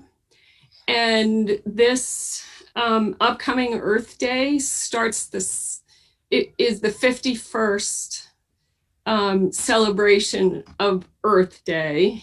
And it went from a very, very small suggestion to a global celebration of taking care of the earth. And so coincidence, I don't know if you believe in coincidences, but I think they always have meaning. And so I'm pretty happy and excited for the city that this work has culminated in this time period. And hopefully the work that we've done on this particular ordinance will last at least as long as Earth Day has lasted to date. Great, thank you. And I think Cameron, you can probably stop sharing your screen there. Okay, any other of the presenters have anything they want to say or fill in? Okay, all right, so this is a time for the council to ask clarifying questions. What logistics or specifics can we clarify for you? Go ahead, Dan. Thanks. I have, I'll focus really on some of the questions that I have. And I'll just throw them out there, and understanding that with the multi-presenter format, there may be one or more of you who are best suited to answer these questions. Starting, and they're both, I think, broader questions as well as more picayune questions of the details. So the first question is the data that is collected. I think Emmy indicated that it was going to be available only, wouldn't be sold, but would be available to state or city agencies. Is that correct? Which?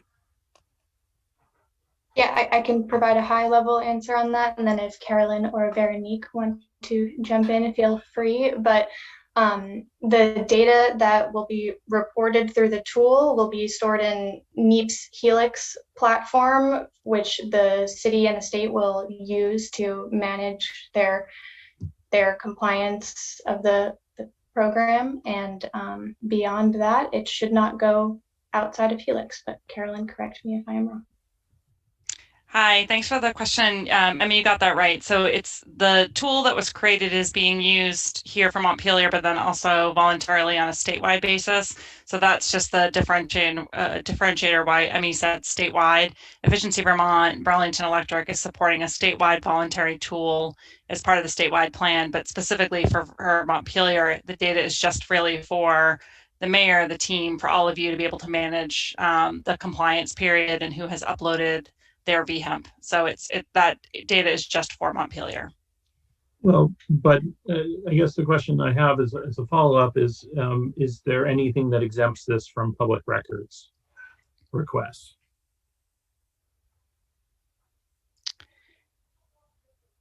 I would defer that back to Mayor Watson, but it should not, in that this is for homeowners disclosing their energy usage. But do you mean in terms of disclosing like all the public data that's in there? Well, I mean, if the city has access to it and it's available to the city as well as the state, that becomes, at least in my understanding of public records law, becomes a public document, and potentially is something that if a public records request is filed, that data would have to be disclosed unless there was an exemption to it, or unless I'm misunderstanding whether it's not a public record. So we can check with this with our lawyer. However, I would say that if we don't generate the document, like if we don't have the document, then that's not something that we that I think would be discoverable. But I'm not a lawyer, so we should look into that. I mean, it's just even if we don't generate the record, if we have access to it or we access it and have a copy, it now is a public record. You know, this happens all the time with private entities, where they have to disclose their records, or the state has access to them, and they become a public record. And I guess my concern is just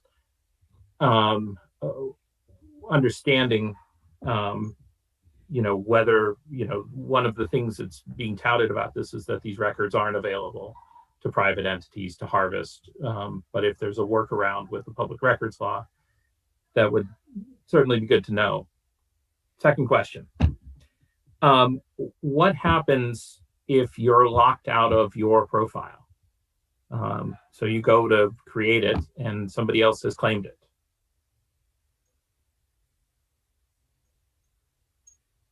I feel like that's a Veronique question.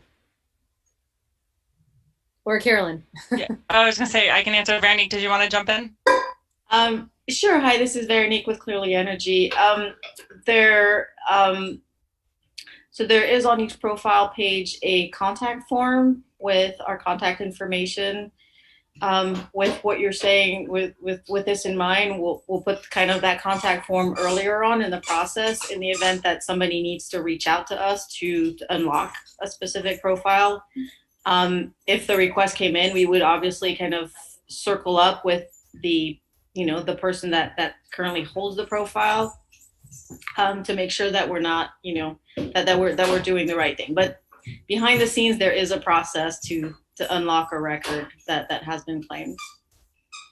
Okay. I mean, my concern would be sort of threefold. I mean, obviously, if a prior owner claims an account and then the property is sold within a relatively short period of time, that old claim may be still there. Mm-hmm. Or if the couple parties that own it are in a dispute, whether they're married or just happen to be co-owners that no longer get along and talk to each other, and one side claims that. Or three, you could see the malicious actor who comes in and claims that. And given that this ordinance is going to become a critical part of how property is transferred, and the fact that a owner may be subjected to liability if they can't do the disclosure, I'd like to sort of fully understand how that would sort of be rectified or fixed. Let me pass on to the third question because I've got a bunch. How much testing has been done of this form in taking either actual properties and plugging in sort of the generic non-owner verified information and then comparing it with the actual usage? What's the sort of level of testing? Maybe I'll start just on the technical testing, and then we'll let the NEEP and Montpelier folks talk about kind of the testing within the Montpelier population. The process started with Efficiency Vermont and Vermont Energy Investment Corporation taking all of the information which they had from in-person audits and comparing them from results generated with this tool. So they produced kind of as comprehensive an analysis of the estimates generated by the tool relative to kind of the in-depth audit, as well as with about 25. So they had about 100 homes. You're asking good questions. With in-person audits and about 25 homes with utility bill data. So from sort of an analysis standpoint, that was the first step in the process. And so I'll pass it on to someone from NEEP or Montpelier to talk about the local testing. Yeah, I'll start. Thanks, Veronique, for that part.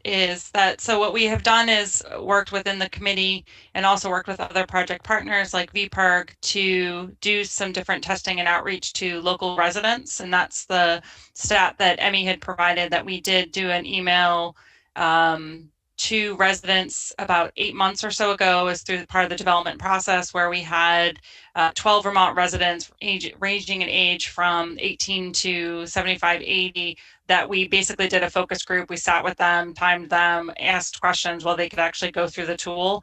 In addition, other members of the committee have also testings of the tool to make sure that does it work? Does it resonate? And even up until this week, we were getting some feedback from stakeholders that we were making some slight tweaks to and adding to the FAQ. So it's gone through about 2 years of different iterations and stakeholder feedback. And I don't know if Mayor Watson or others of the committee want to chime in on their experience with it and other outreach. No, I think that's a good summary. So the next question I have, and I'm sort of going through the questions and reserving any comment or feedback off of this. I don't know if it's necessarily, I don't want to dominate, although I do have a lot of questions. The algorithm that the information gets put through, is that a proprietary algorithm, or is there any way for somebody to find out, sort of open up the black box of it? That is very Clearly Energy's proprietary tool, the algorithm that was created. Okay. Yeah. And is that, as you indicated before, that's an algorithm that you will continue to tweak and change over time as you get feedback? Yes, both. So the tool itself, if you want, is benchmarked against a national data set of home energy consumption that is publicly available. Sure. It shares a number of features with an algorithm that would be used with an in-person audit. It makes some simplifications in some areas. And yes, it's always open to feedback. I think my favorite part of the feedback from the first round of testing is that we absolutely needed to add a beverage refrigerator to to the list of home features. And so, there right now we sort of have, we compile requests for improvements and modifications, and then run them through the Vermont-wide labeling group for prioritization and kind of what is kind of seems to be the things that need that need tweaking.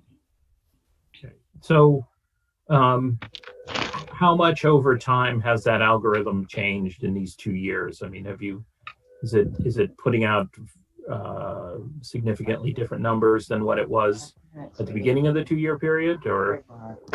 So it uses utility rates. So the number that you will get, that you got maybe a year ago is not necessarily the same number that you will get this year, because the electric utility rates evolve, the natural gas utility rates evolve, as do the underlying fuels. So there's no expectations of a steady state across time. The big changes that were made to the algorithm were the ability for people to put in their utility bills and to essentially rescale whatever the algorithm had initially generated to match those utility bills. Now, the utility bills themselves, as Emmy mentioned, are adjusted to reflect a home under standard conditions, which means that they're adjusted for the weather conditions for the period of the utility bills. They're adjusted for occupancy. If you have 5 people in a home, we're assuming that you're, for example, consuming more water than a home would at standard occupancy of 3 people. And standard occupancy depends on the size of the home. And they're also adjusted for the thermostat settings in the home, meaning that if you like to keep your home at 82 degrees in the winter, standard thermostat settings that's probably pretty high, but say 75 degrees in the winter, standard thermostat settings from federal documents is, I forget if it's 70 or 68. So everything is kind of brought back. Those adjustments are typically not huge. They're generally 10 to 20% or less. But so the big kind of adjustment to the algorithm that was done from feedback with stakeholders, particularly stakeholders from the real estate community, was that we needed this ability to sort of take real world utility bill data and adjust things accordingly. I also just want to note too that some of the other stakeholder feedback we got was just on the ease and use of the tool. So the language that we use, so there's a piece of it that's the technical side of the algorithm, and the other was just placement of buttons, question we asked. So that was some of the other general updates that we made through several iterations and feedback that we had, including from the real estate industry. Multiple heating systems within a home, the beverage fridge that Veronique mentioned. So there were other additional questions and some smaller modifications that we had also made.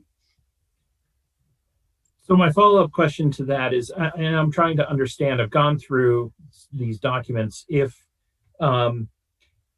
you go to the energy profile and you plug in your actual data, how does that change the standard output that you get from this this process? So if your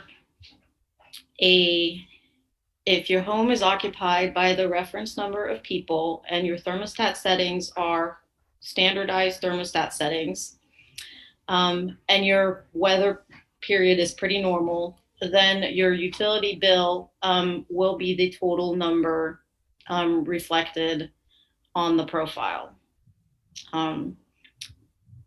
But because of the 3 categories of adjustments that we make, the utility bills, the number that you see on the profile relative to the utility bill can change by 10 to 20% or so. But the utility bills trump the original kind of estimate that's generated from public information. Okay. So, and I understand on the printout you get, it does have that sort of utility bill. So if I plug in and I say I spent $2,000 on electricity and $3,000 on oil, that's what's going to say on my output. But does that change any of the other standardization or any of the other data that gets put into that document? So like, for example, it talks about like the MMBTU at the top, or puts me along that little wedge of green to redness. Mm-hmm. Is that affected by entering that individual data with the bills? Yes. So what happens if a resident or an owner puts in this information, kicks out, and they think it's wrong? What's the sort of remedy or appeal process? If the buyer thinks it's wrong, or if the person, or the seller gets this disclosure and says this doesn't look accurate for whatever reason. If maybe they list it as less efficient for some reason, or they seek to challenge any of the data, because it's obviously it's not just what they've inputted, it's then tweaked through your algorithm, and for some reason they think it's inaccurate. So I'll just answer kind of there should be a simple way for them to reach out and state their disagreement. I think I'll refer then back to the city as to how the city would want to resolve this situation. In general, if utility bills are entered, the adjustments that are made are not substantial. They're, as I said, in the 10 to 20% range. But I'll defer to the city as to sort of what is the process for challenging the estimate, and and if there's a process for actually listing directly the unadjusted utility bills. I mean, I think that's certainly already an available option to homeowners. Right, but I'm just thinking. So, and I think you've answered the question, which is, basically there isn't. They can provide more information to the buyer, but there wouldn't be a way for them to contact you, for example, or whoever's administering this and saying, I don't know what algorithm you're using, but I think this is inaccurate. Even after I've entered my data, I don't agree with this. What's put out from this report. There absolutely is a way to contact us. There's Okay. there's a contact box on on the page on the data entry page, and people are welcome to use it. I mean, I'll just use an analogy because it's similar. You take those DNA tests, and they have algorithms to determine your ethnic origins based on the DNA, and they used to be wildly divergent. And so I'm thinking if just based on algorithms, if you plug in some of this data, and you come to believe that for whatever reason, this algorithm maybe is making a generalization about your particular house that doesn't hold as far as fuel efficiency. Maybe it portrays it as more efficient than it actually is. And I'm thinking of old houses in Vermont where you may have done some weatherization to part of it, but not another part of it. And so you want to correct it to make sure that it doesn't overstate your case. I'm just trying to understand how that would necessarily be done. I think it's also important to recognize that that this is not providing an exact estimate of. It's not a prediction of what homeowners' bills will be the next year. It's a standardized way to look at homes, so it's just providing an apples to apples kind of comparison. And if after we've explained what the algorithm takes into account and how that is generally generated, I mean, that if there is still a discrepancy, that might turn into a suggestion for a tweak. If there's a reason beyond what has been imagined, then as clearly energy as Veronique has said, they're still open to that feedback. But for now, I think it's important that people understand what the purpose of it is and where it comes from.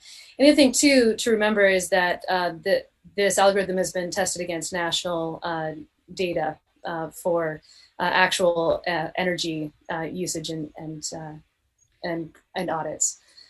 So I hope that's helpful. Any other? Yeah, if you've got more, carry on. Just a couple more, and appreciate your patience with this. Donna, you were talking about enforcement. Is there a position that's going to be dedicated in DPW to doing this enforcement component? We will identify someone. I haven't gone down that road yet to determine who that would be. And how much time do you estimate per week this person would have to dedicate to this enforcement? I haven't had that conversation with the team yet. I'm hoping not a significant amount, but that is we haven't had a robust discussion about that. Thanks. And the last question, and then I'll give other people a chance, and is maybe for John Odom, as far as recording, if John's listening, is this something where the price of recording could change depending on how it's recorded, whether it's recorded directly in the land records or just simply recorded within your office? I'm thinking, this almost seems like something that wouldn't necessarily have to be in the actual physical land records, but could be kept as a record within your office separate, and whether that would reduce the cost of recording it. Yeah, I mean, the $15 is just, what's set by the state for recording anything in the land records. I think if someone's going to, do that kind of research, they're probably going to prefer to have it all in one spot, and it sort of makes a certain amount of sense to have it there. But, everything else is, it's up for any kind of discussion. Okay, thanks. I appreciate that and appreciate the opportunity to ask those questions. I'll cede the floor to others. Other questions from the council? Donna, go ahead. Well, I'm just going to use my own little condo in filling out the form. There are a lot of weird things going on here. So back to Dan's question, do I call someone and say, oh, this doesn't fit. And then I put in what I pay for electricity, but I have a community net solar. So I don't pay a regular electrical bill. So there are exceptions, and where do we go to cover those exceptions? Anybody? So yeah, so I mean, at this point there is there is a contact form. Somebody in this group just sent an inquiry during the time of this meeting, and I and several others have received it, and will answer. Yes, there are exceptions. We're trying to sort of toe the line between something that is, that doesn't get too down into the details, to trip up people. I clearly understand. I think there's already been a request from somebody in town to ask whether they could put quantities consumed as opposed to dollar amounts, which would then allow us to use the standardized utility rates as opposed to the customized utility rate that we have. So that request has now already kind of been submitted back to the statewide working group to take up. This is not we're not trying to be over formal about it. I'm just trying to sort of balance out city goals with the reason why the initial focus was on dollar utility amounts and not quantities is that a lot of people will get tripped up by quantities. Well, and I guess I was trying to find out if there was a way to get somebody on the phone while I'm doing it.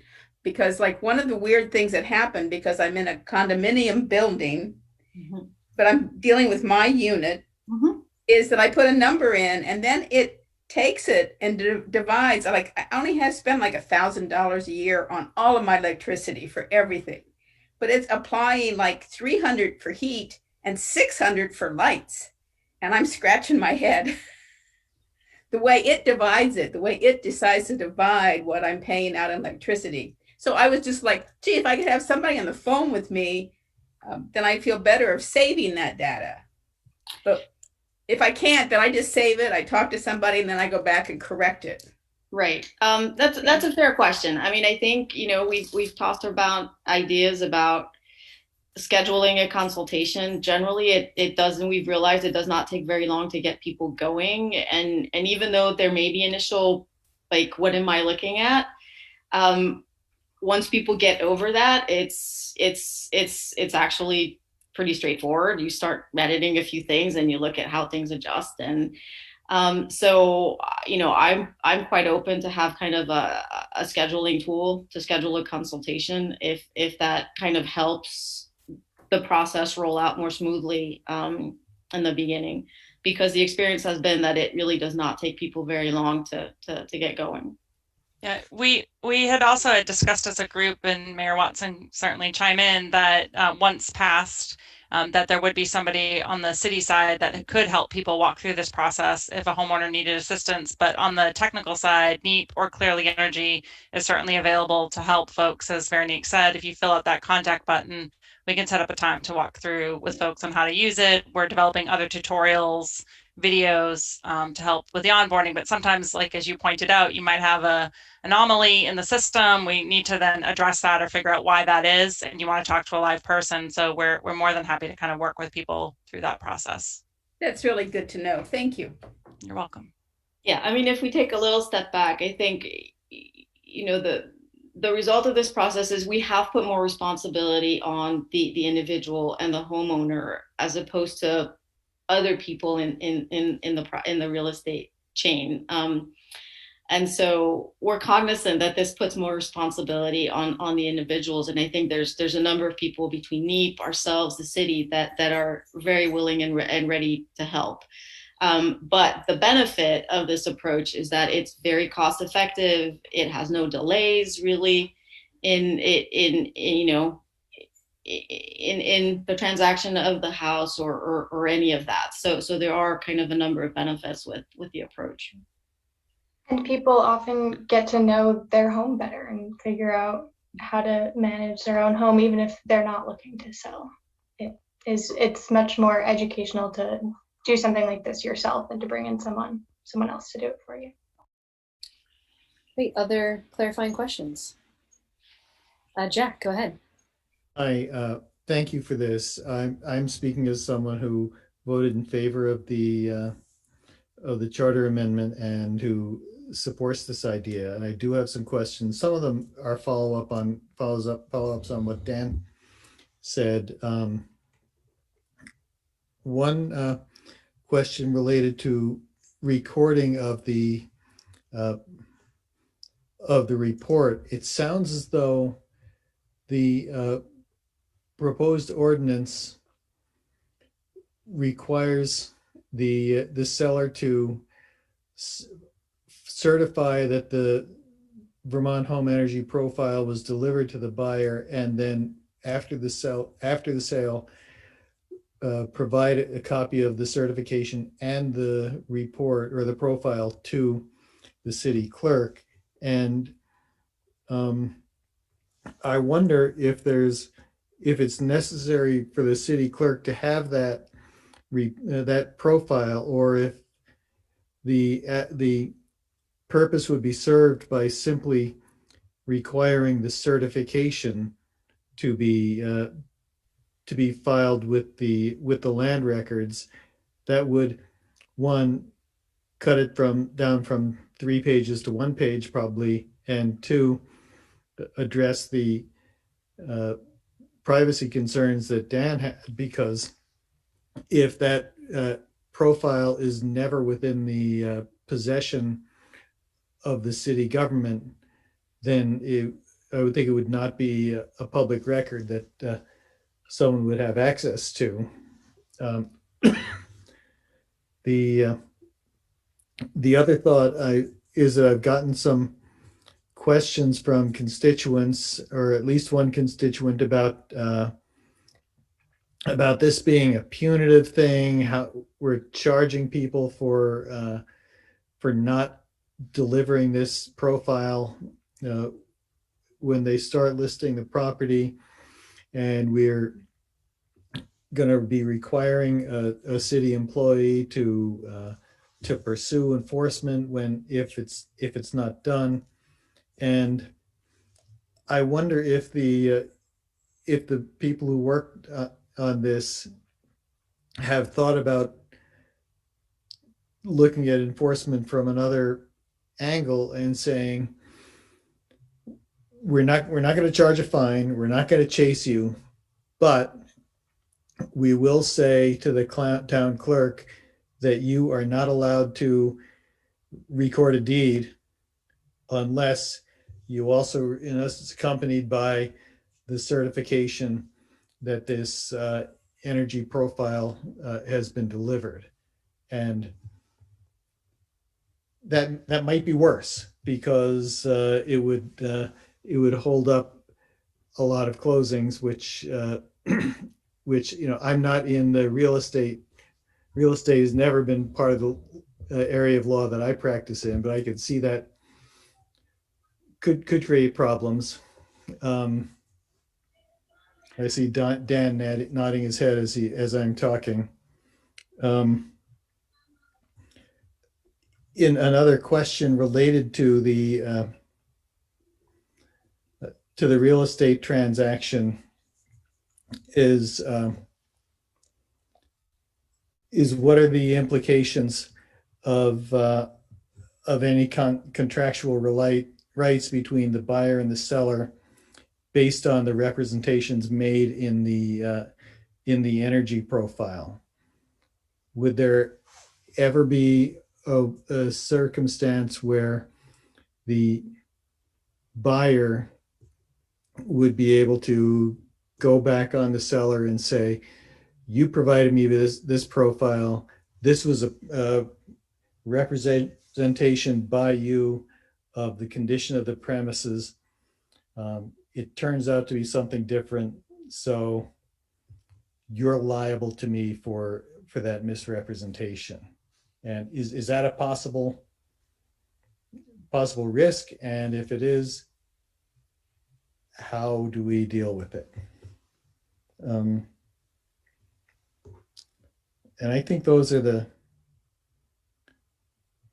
questions that I have right now. Oh yes, I should also say I'm the person in this meeting who posted a question to the website while we've been talking, because one of the speakers said, well, once you've created a profile for your property, you have the ability to lock that profile so no one else can claim and change it. And I was on the page and I didn't, because I created a profile for my own house, as probably most of us did, and I didn't see a place or a mechanism to lock the profile that I created. So I'm sure I'm going to get an answer back to that question. Yeah, well, I think I can speak to at least a couple of the things that you asked about. I think we would probably not want to go with holding up the transfer of a deed. We did talk about that as a group, and we were particularly intending to not hold up any transfers as a result of this. So that's one thing. Speaking not on behalf of the committee, but just in terms of your thought about recording the report, or sorry, just or I should say not including the profile in the records for the city. I think that actually makes some sense. And in terms of the possibility of a misrepresentation of the buyer to the, or I'm sorry, of the seller to the buyer, that is certainly possible. And but I think it would also be, it would have to be very wrong, because there would be many ways to end up with roughly the same number. And so we as a group assumed that there would be that the same avenues that buyer would have in terms of other kinds of misrepresentations would apply to this one as well. And then I'm sure someone will get back to you about the locking of the profile. So hopefully that is helpful. Yeah, no problem. Other questions?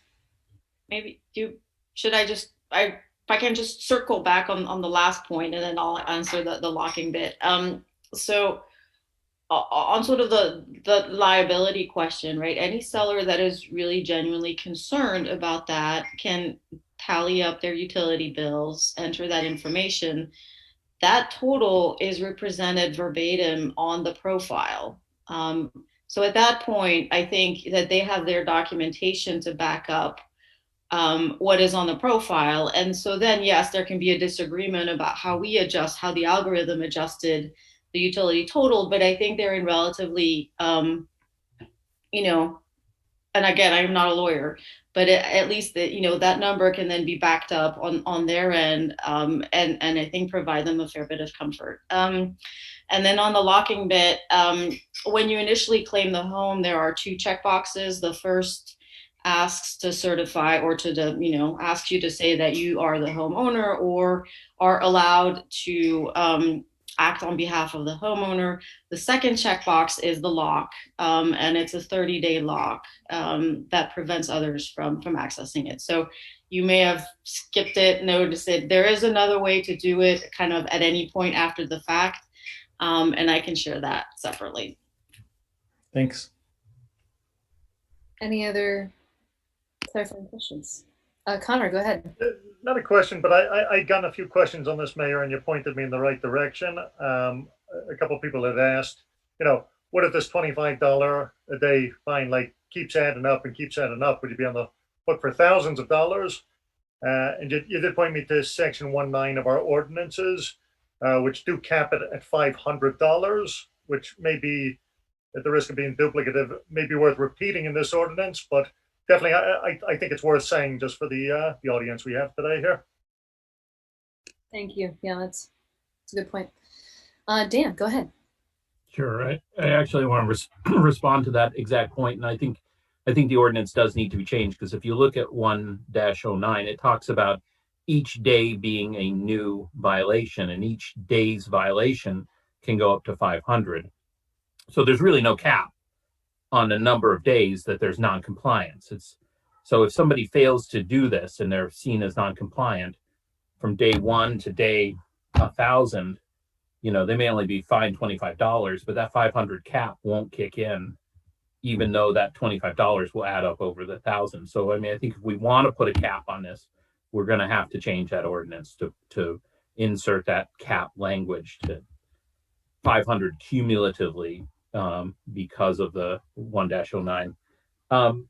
That's something that we had talked about with our lawyer, but that is a fine thing to do. We can do that. The other question I had, I just want to make sure. I was looking again at my profile that I did, and just trying to understand the data that comes out of this, and this may be helpful, is that we talk about so there's, when I'm looking at it, and I want to make sure I'm capturing all of the data, because we're starting to talk about things like liability, but I see that it has the home's expected annual energy cost is one thing, and obviously that would either be based on a standard number if there's no individual data input, or it would be based on the actual data that you input for your cost, your oil, electric, gas. And then that's broken down in the second section into electric and heating oil, and based off of kilowatt hours and prices. And that would obviously be all based on actual data if you've inputted it, as opposed to the sort of standardized numbers. Making sure I'm correct so far. And then what seems to really be generated by this is, and the sort of standardization would be the home's usage, expected annual energy usage. But what, is what the algorithm really putting out that place on that wedge, where a particular home is located, or is there a piece of data that it's kicking out beyond that I'm missing? So there are two scenarios to consider. The first scenario is that somebody comes in, looks at the estimate, and says, that looks about right. I have an Energy Star refrigerator. I'm going to check that off.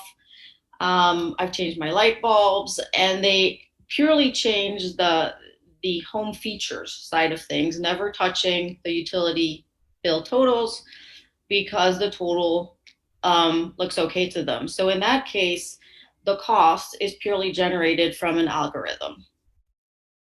And the total cost really is the product of the consumption broken down into the individual fuels and categories. So electricity, and then one or multiple fuels depending on the home, and the utility rates and the fuel rates. And obviously, in particular for fuel, everybody will procure fuel at different rates. We use an average over the past several months. So, there's going to be some slight discrepancies that come in there.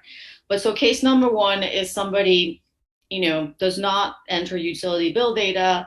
The cost and consumption are driven by the algorithm. The second case is somebody goes in and they can still, add their home energy features, but also puts in their utility bill total, in which case that is the driving factor of the overall cost. And then the consumptions are rescaled, if you want, by dividing by the utility rates that we use to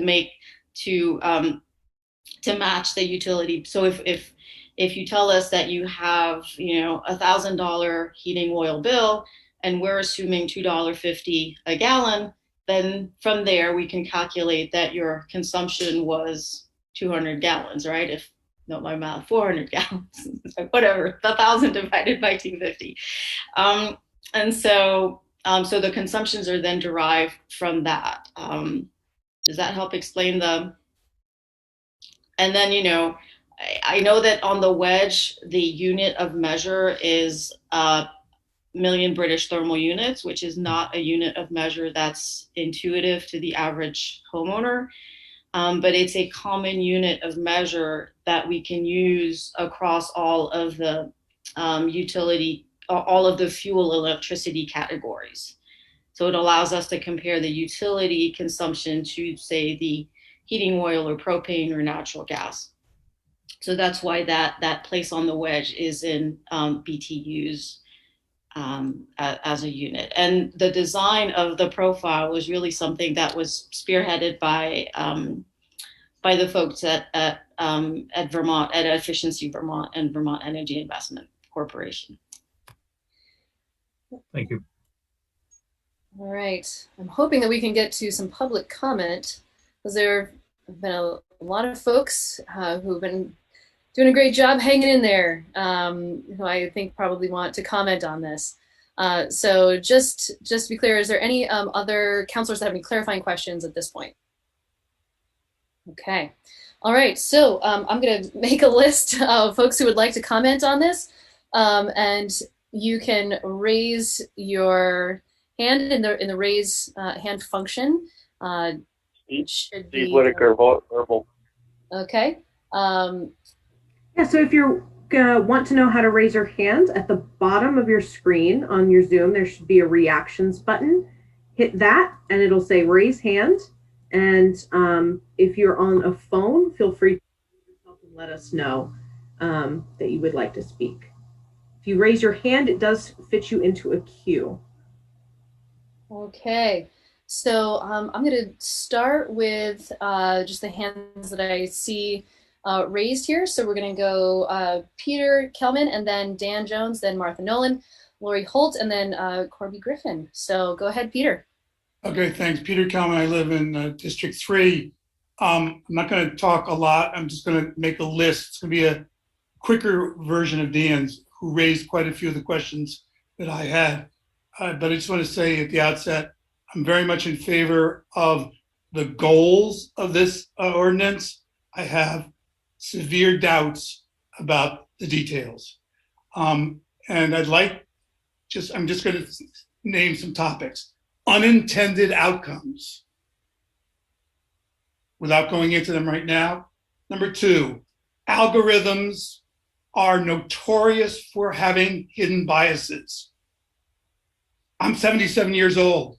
I don't have a long range view. Number 3, Emmy's parents, fine, but the numbers that were tested and what they were tested against don't impress me. Number 4, we need to look at some real incentives. What are the positive, this is a little stick. Where are the carrots? We need to be thinking about some of the things that Peter Welsh was talking about, how to underwrite the energy improvements, how to reward them. Number 5, hidden costs and hidden benefits. I don't know about the rest of you, but my fuel bills don't necessarily fall into the 12-month period. And if I go away for a month, things change. And if I have somebody who is taking care of my house, anyway, there's a lot of, there are more anomalies than standards, I believe. And where does heating with wood come in? Where does buying bags of pellets come in? Where does the fact that I pay in advance for my propane and I get a discount? Where does the maintenance fees that I pay for my various fuel consuming come in? And finally, in the real estate, well, some of the real estate people will probably talk about SPIR, voluntary descriptions of your home when you're selling it, in which a lot of this information is put in there. Well, people are going to tell the truth, or people are going to lie on that just as much as on this. Coming up with a single number is kind of disturbing. It lacks nuance. It lacks, paying attention to all of these individual differences. So I really am concerned about this particular algorithm-driven instrument, which is so easy to do. I looked at it. I didn't find it that easy to do. But anyway, so easy to do. How could something that is so easy to do yield something that is really valid? Thank you. Okay, thank you. So we're going to just hear from everybody, and I'm sure some of the folks from the group want to respond to some of those things, but let's hold off for now and just hear from everybody. Dan Jones, go ahead. Thank you, Mayor. Unlike others, I think you've made a great start with this. Having been involved with the net zero thing for the past 6 years, I am amazed at the amount of detail that goes into each of these decisions. I guess I would rather say that this is a great start, and that what we have to get to the point of is saying, okay, there may be points with things break down and we have to modify them, that rather than trying to keep back from the point where everything has to be perfect to start with, I think you've made a really great beginning. And I would hope that the council can go forward with that, with the idea that perhaps in the future there's going to have to be modifications, and we will find those modifications from experience, not from the complaints right at the beginning. So congratulations on getting it this far. I hope it goes forward. Thank you very much. Thank you. Martha Nolan. Yes, I will echo that. I actually wrote down before you were speaking, Dan or Daniel, don't let perfect get in the way of progress. That was kind of one of perhaps my leading thought. So I am a real estate agent, and I used to be in the solar industry. So that's kind of where I'm coming from in my understanding of both of, the kind of energy efficiency sector and real estate, and have been part of I don't know if we called it a task force that I guess hasn't met in over a year now, with kind of people in the real estate industry talking about this as it progresses, and just have a few, I guess, points to a few kind of thoughts on all of this, and then a few things that to note that I do think are, I guess, things that need to be fleshed out a little bit more, or at least like thought about. So one thing is just that I came into real estate thinking that people when buying houses would be thinking very deeply about all of these things, would be thinking a lot about their energy consumption, and thinking about whether or not a house had solar, and thinking about whether there were energy efficiency features. And I was apparently too optimistic, and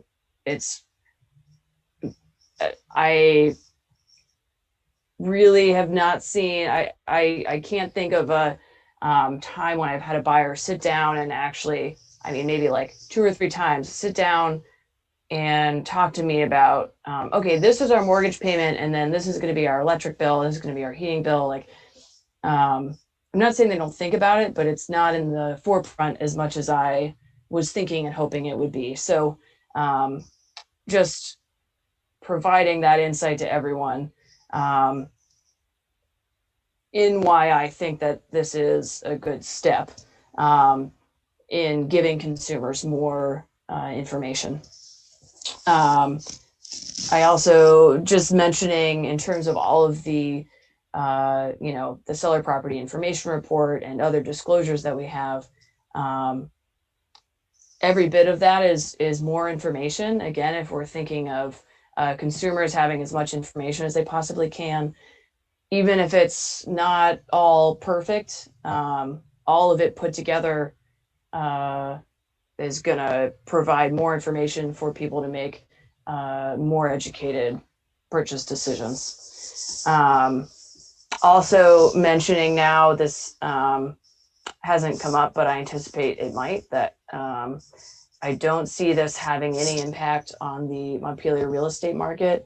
There's low inventory, it's very desirable.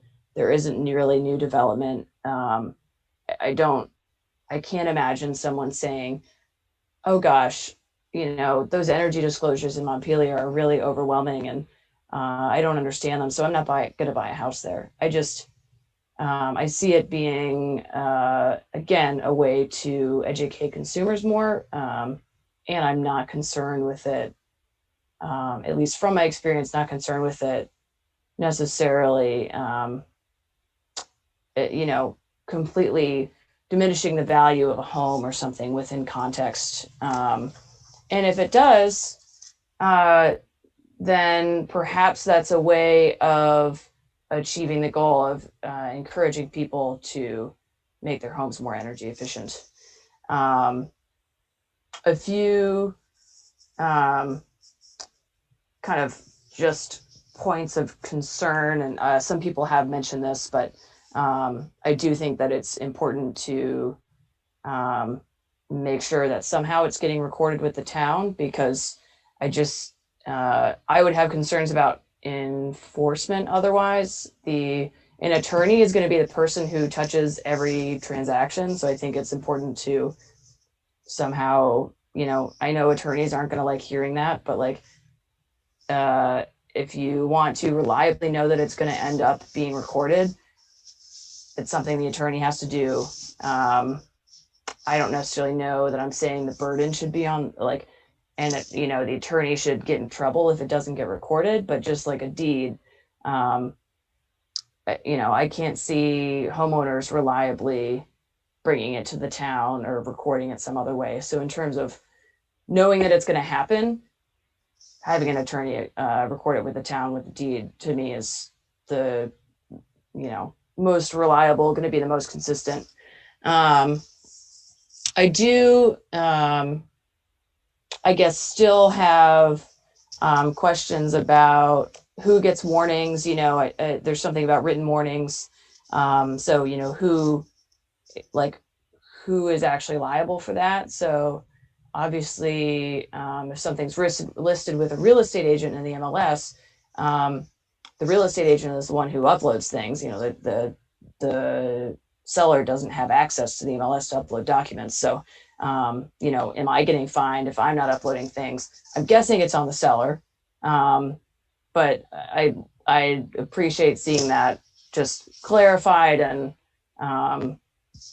who's getting a written warning and who's paying something, who is ultimately responsible for both, the including it with the listing aspect, and then of course the recording it aspect, and I guess the truthfulness of it, although I guess that's maybe something we're not sure about yet, whether there's some enforcement with that. People, I don't know, people are going to lie on all kinds of things. So to me, someone lying about their energy disclosure is not anything new. They're going to lie somewhere else. They're going to lie there.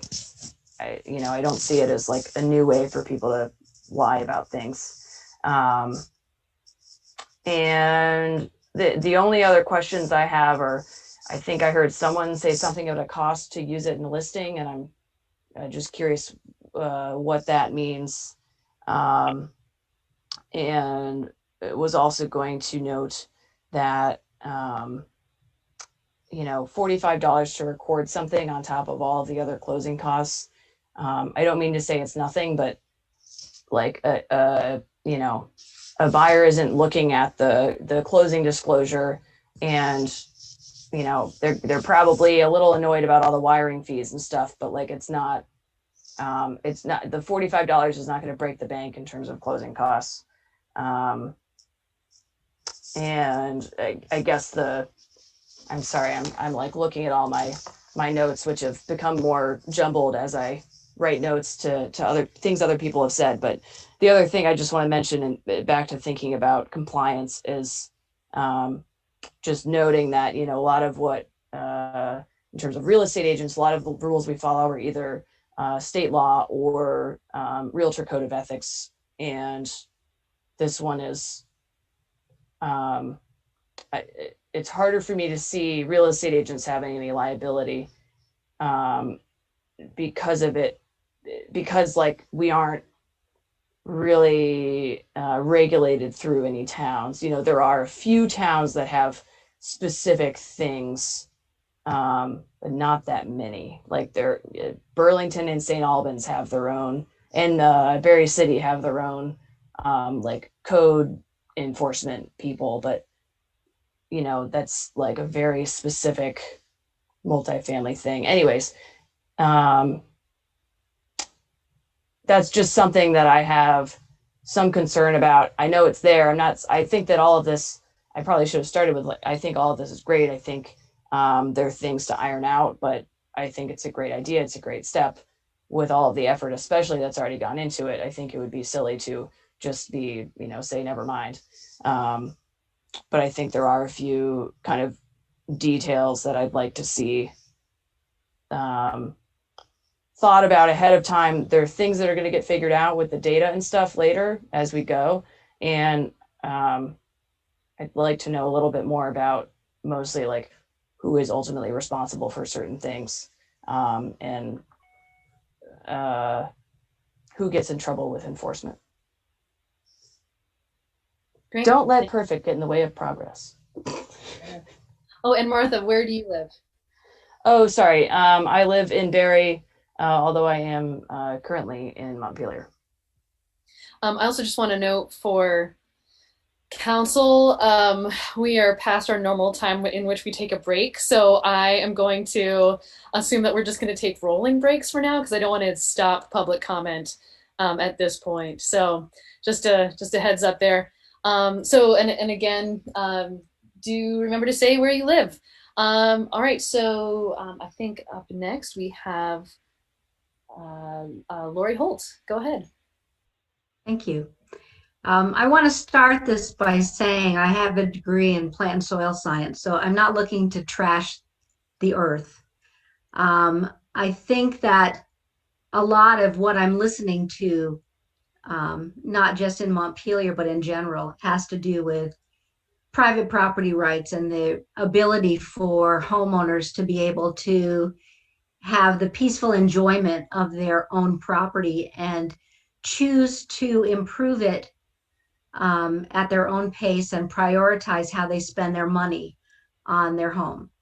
I think that strapping a seller with this need, facing penalties and enforcement using public databases of information that aren't always accurate, and being held accountable are issues for me. There's nothing keeping consumers who buy houses from doing energy audits and doing having a home inspection to determine actually what they have there that they're considering purchasing. I mean, I've talked to sellers, they'll drag me upstairs to show me one new window that they put in 1974. When I ask them what sort of insulation they have in their house, they look at me like I've got three heads. Are your appliances Energy Star? It's like, well, I don't know. Some of them were here when we bought it, and if they replace one, do they have to do this all over again? It just seems I kind of put this on the same level as the smoke detector and carbon monoxide certification, which is required of sellers to provide minimum standards at closing. If it's that important that we all be energy efficient, then why wait for a transfer? Just like if people are dying in houses that burn down because people don't have smoke detectors and carbon monoxide detectors, why wait until a property sells to actually have to mandate their presence? I mean, I've seen houses in town that have been built since the 1960s that don't even have one smoke detector in them, not even the old crusty yellow ones that were the original ones that went in. It just seems like it's a bit of an overreach by the city council members. I live in East Roxbury now. I've lived in Montpelier. I grew up in Montpelier. Every single day, except during the governor's orders, that I sold real estate full time in Montpelier for the past 36 and a half years. I did so in Montpelier. I've been a property owner there. I sold. I mean, how many people on the council have actually used this software? And have you had any difficulty understanding it? I mean, some people are just into their appliances and their efficiency. Not everybody. And it just seems like if you're going to start enforcing this on people and suggesting that the city or the brokers can help homeowners fill this out when they put their house on the market, is just creating liability for the city, as well as the brokers who probably aren't going to do it because they don't want it to come circle around and whack them. You know, is a homeowner held responsible if they don't know the square footage of their house, or they don't know, R values or how to fill out this form? If you've got 2 new windows from the 1990s, 3 from the 1970s, and the rest from, before 1930. I just don't understand why all this should fall on the seller who just wants to sell their piece of house, when there's plenty of consumer protections for buyers who actually are using the utility bills as their primary reason why they should buy one of the 6 houses currently for sale in Montpelier in any price range. Thank you. All right, so Corby Griffin, you're up next, but I also want to recognize Ben Huffman. You had your hand up, so you'll be after Corby. Well, we got Stephen Whitaker as well. Oh, yes, I'm sorry. Stephen, is it okay if you go after Ben? Sure. Okay, great. Go ahead, Corby. Hi. I've just got a few questions and a few comments that I want to make too. And I'm cognizant that this is dragging out for a lot of people, so I'll try to be quick. My first question is, how much do you genuinely anticipate this ordinance will actually accomplish towards attaining our net zero goal? Because, in listening to it, it strikes me that it's a real mountain out of a molehill kind of thing. This is small potatoes towards that goal, it seems to me. And with what seems to me to be very little benefit and a great deal of cost that's already gone into trying to accomplish this, I'm just questioning, why the council even began this. Where did you think? I don't think Montpelier sells all that many homes in a given year. This just strikes me as being yet another example of the council spending taxpayer money that they really, it's not well thought out and it's not well planned. And I go on outside, I drive my car on the streets are trash. Our sewer system is falling apart. You're not spending money on infrastructure, you're spending money on committees like this. And I'm just, I'm really tired of having our tax dollars going towards, I hate to say frivolous, because I really do believe deeply in achieving, in getting away from fossil fuels. I just think this has been a tremendous waste of time and energy for a very small achievement. But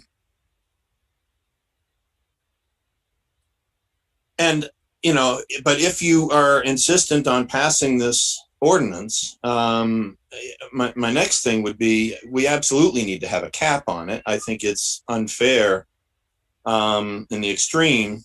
If somebody's house happens to be on the market for, as Dan was saying, for 1,000 days, that would be $25,000 worth of fees if for whatever reason they didn't do this. I'm also concerned for people who are on the lower end of the spectrum, trying to sell a house, as all of the stimulus money goes away as we come out of the pandemic, if we do indeed come out of the pandemic, as the stimulus money goes away and forbearances go away and people are forced to perhaps sell their house before it gets foreclosed on, this is just yet another burden for the people of Montpelier, especially the lower classes, people who are not making great money. And I'll leave it at that. But I'm just really tired of the city council spending its time and our money on things that are not directly benefiting the people of Montpelier. And I'll leave it at that. Okay, thank you. Things that I would love to address in what you said, but I'm going to hold off for now. Ben, you are up next. Can I interrupt for just a second? I can't figure out how to add myself to the. Oh. I want to say a couple of things. Okay. I can't figure out. Could you put me on the list? Sorry. Yes. You can go after Stephen Whitaker's. Thank you, Jeff. Thank you very much. Yes. Okay. Mayor Watson. Yes. Peter Tucker here, and I have the same challenge. Okay. Thank you. All right. So right now the order is Ben, and then Stephen, and then Jeff, and then Peter. Okay. Go ahead, Ben. Okay, I'm Ben Huffman. I live on Cliff Street. And as council members know, I've sent them a pretty detailed review and set of recommendations regarding the profile. And the comments I've got are focused on the profile as opposed to the various other dimensions to the proposal. And I want to say that I, too, have in the past shared the thought that this was an idea that was of lesser magnitude in addressing the severe problems that we have with climate change. But I'm also aware that at the state level, particularly among the groups that are now in charge of setting the agenda on the topic of climate change, that the labeling has become one of the key things that will become promoted throughout the state, and that Montpelier is being looked to as a modeler for that, which then makes it, I think, very important to look at this as a more serious matter than it does appear to me as well, considering that we sell in Montpelier around 100 homes a year, single family homes, out of a total of, total units, living units in the city are around 4,000. So my comments are based on the fact that I've done my own filling out and completing of the profile.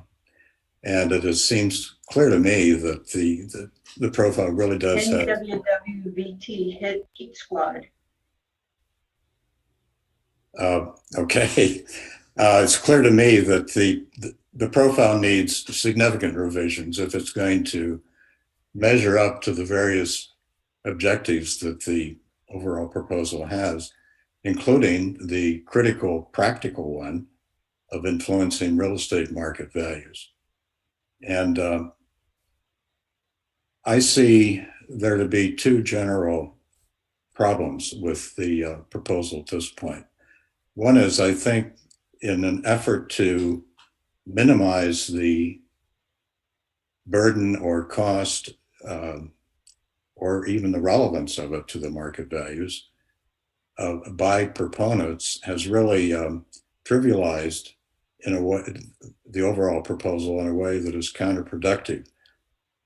Examples of that, I think, are making the repeated reference to what a profile is equivalent to the miles per gallon stickers on cars or the nutrition labels in grocery stores, as well as saying that it takes no more than 10 or 20 minutes to fill it up. It seems apparent to me that probably most sellers and buyers would find and would be incredulous to the idea that they should spend not more than 10 or 20 minutes to this presumably important factor in deciding on a transaction of hundreds of thousands of dollars, which in a consequence of which fundamentally alters the course of their lives. And in a similar way, I find the profile itself, in its effort to produce a single global number, which is based on lumping together every type of use of energy in a home, really produces something that is inscrutable and of not much value. For example, the energy use of space heating or cooling clearly has a direct relationship to the energy efficiency of a building envelope, but very little else of what we use energy for in the house does that. And I don't want to go into much more detail, but I would just say that many of the thoughts and remedies that occur to me are in the written document that I've submitted to the council. And then in general, what I would like to see all of us do is to focus less on the aim of victory through an immediate adoption of the ordinance, and instead really devote some serious brain power to creating a truly informative profile that could benefit both buyers and sellers. Thank you. Great, thank you. All right, Stephen, go ahead. I almost want to give you a minute to let Ben's comments sink in, especially his closing comment. I was trained as an energy auditor out at the Lawrence Berkeley Lab, probably in the 80s, and it's an area that I care a lot about, but I also care a lot about Montpelier, and this really strikes me as more of the self-congratulatory, pretentious, $4 million bike path bridges, and while we can't keep our garbage and our sewage out of the river or create public toilets or fix our sidewalks. So I kind of resonate with a guy, two speakers back in the misplaced priorities. I have issues with the privacy of the data, the secret proprietary algorithm. Are we doing this to make a particular, algorithm owner group successful, or are we doing this, as a statewide initiative? So possibly we should consider if this is something the Climate Council is dealing with and looking to Montpelier as a leader, we can probably find some state funds and have our own public algorithm. And this is a good segue into your next agenda item too. The privacy of the data is something I raised at the first meeting of the homelessness task force, and they have yet to deal with the fact that people don't want to just spill their data. Trust us, we won't sell it, we'll take care of it. And the board that was supposed to protect that data for the homeless management information system is disbanded. So, data creeps over time, and data creeps are after it. So, pardon the pun. I think we have a lot of other priorities to deal with that we should weigh on. I think there's a leadership role that Ben alludes to about how we could do this maybe over the next 6 or 8 months, develop our own profile and our own algorithm, or maybe it takes a year. I think the state will wait on us to be leaders. or we don't have to lead in everything. Let's lead on getting the same plastic and garbage boxes from falling in the river that I told y'all about a year and a half ago, and no progress has been made, or some public facilities, or let's get our priorities straight and quit trying to be so politically correct. It's repulsive. Thank you. Okay, thank you. Jeff.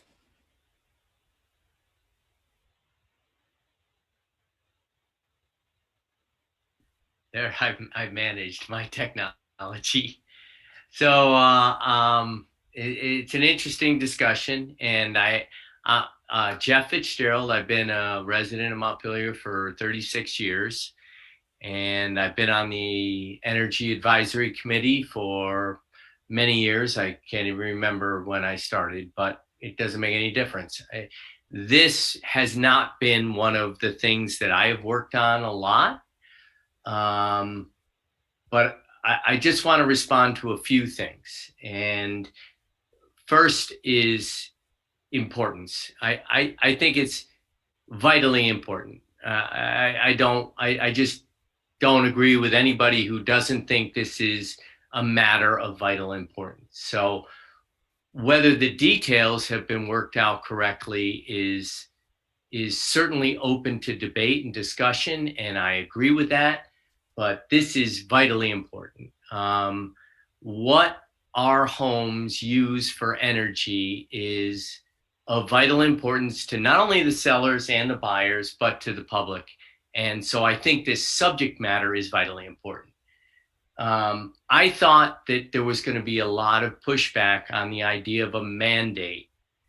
And I was prepared to say, I grew up when my dad would curse out Ralph Nader because he mandated seatbelts. And now no one is really saying that that was a bad idea. I mean, everyone now acknowledges that seatbelts in cars are a good idea. This is a little bit of ahead of its time. The idea that sellers have to disclose how much energy their home uses is a little ahead of its time, and we should all recognize that. I get that. But the idea of a mandate shouldn't scare people if it's a little ahead of its time. The details, as I said, are open to discussion and debate. And on that, I just want to say a couple of things. I tried this algorithm, and we live in a home that uses no fossil fuels and uses, we produce more energy than we use. And it was impossible. I will say that when we first tried it. And I haven't gone back and tried it again since all of the tweaks.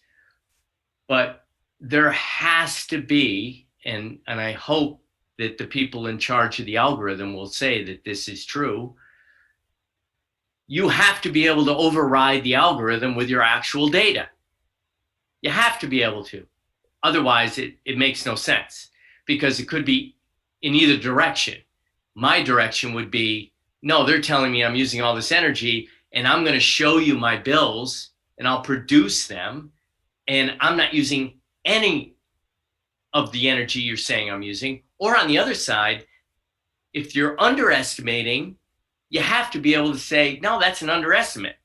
That can't be true, because these are my actual bills, and I can't disclose to the buyer that I'm only using this amount when I'm really using this amount. So that algorithm has to allow for that. And if it doesn't, then it needs to be corrected, in my opinion. And the last thing I just want to say is, I'm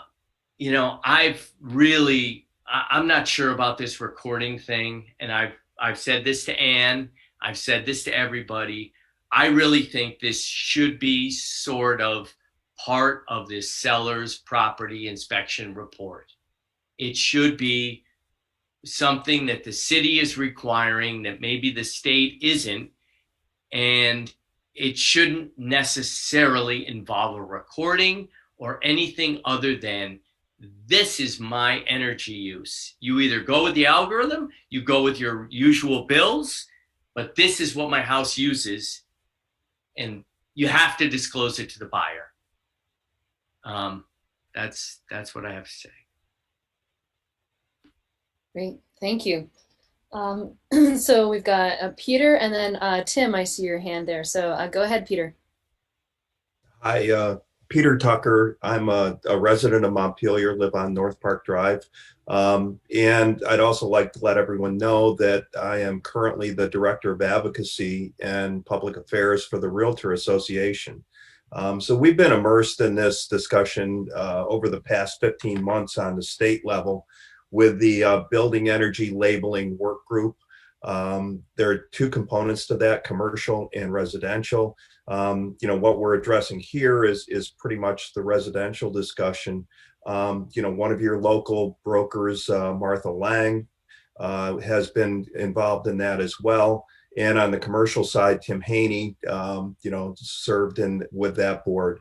And the discussion is really exactly the same discussion we're having tonight. And at the end of roughly 15 months in their report back to the legislature, the Building Energy Labeling Work Groups recommended a voluntary approach to using an energy tool. This same energy tool is what's being considered. Really, I guess where I wanted to start was, what are we doing now? And, and then, how is this going to fix it? So currently, we provide an energy disclosure suggesting to a purchaser that, understanding the energy performance of the home is something that they should consider. Where do they get that information? And a couple of people have mentioned the seller's property inspection report.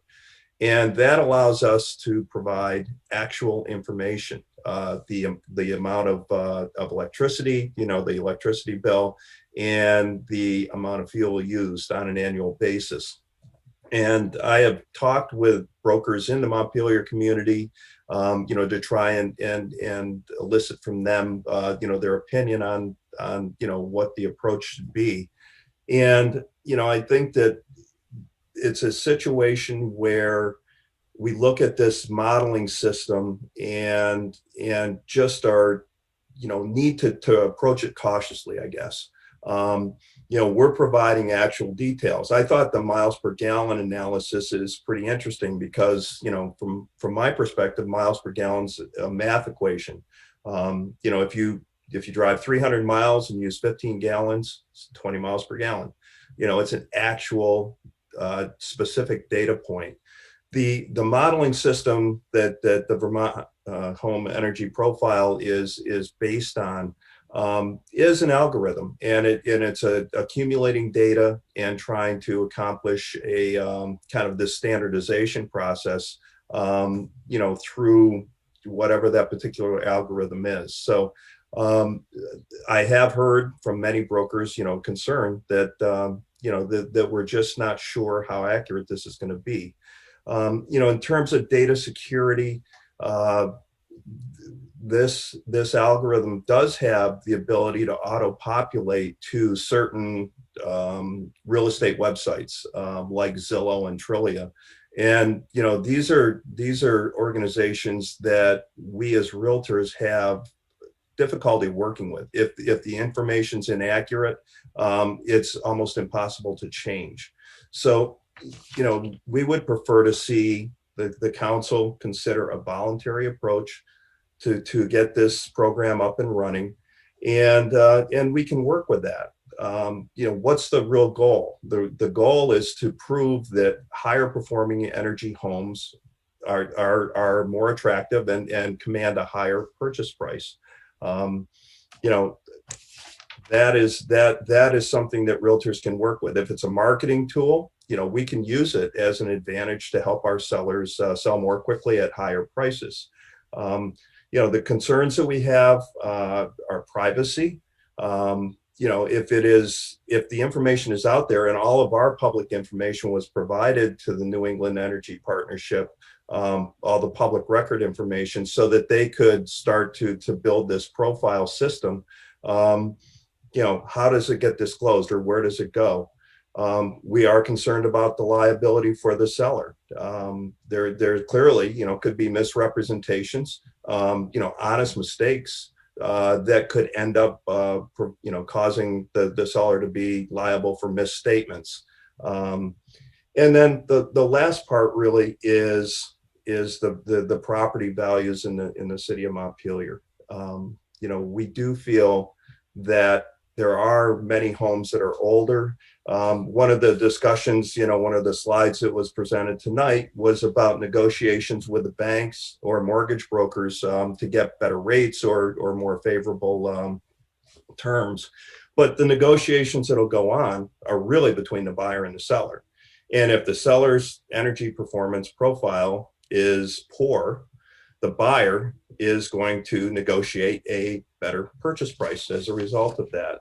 As a matter of fact, the statement of this ordinance says to get a better to allow purchasers to better assess residential properties' fair market value.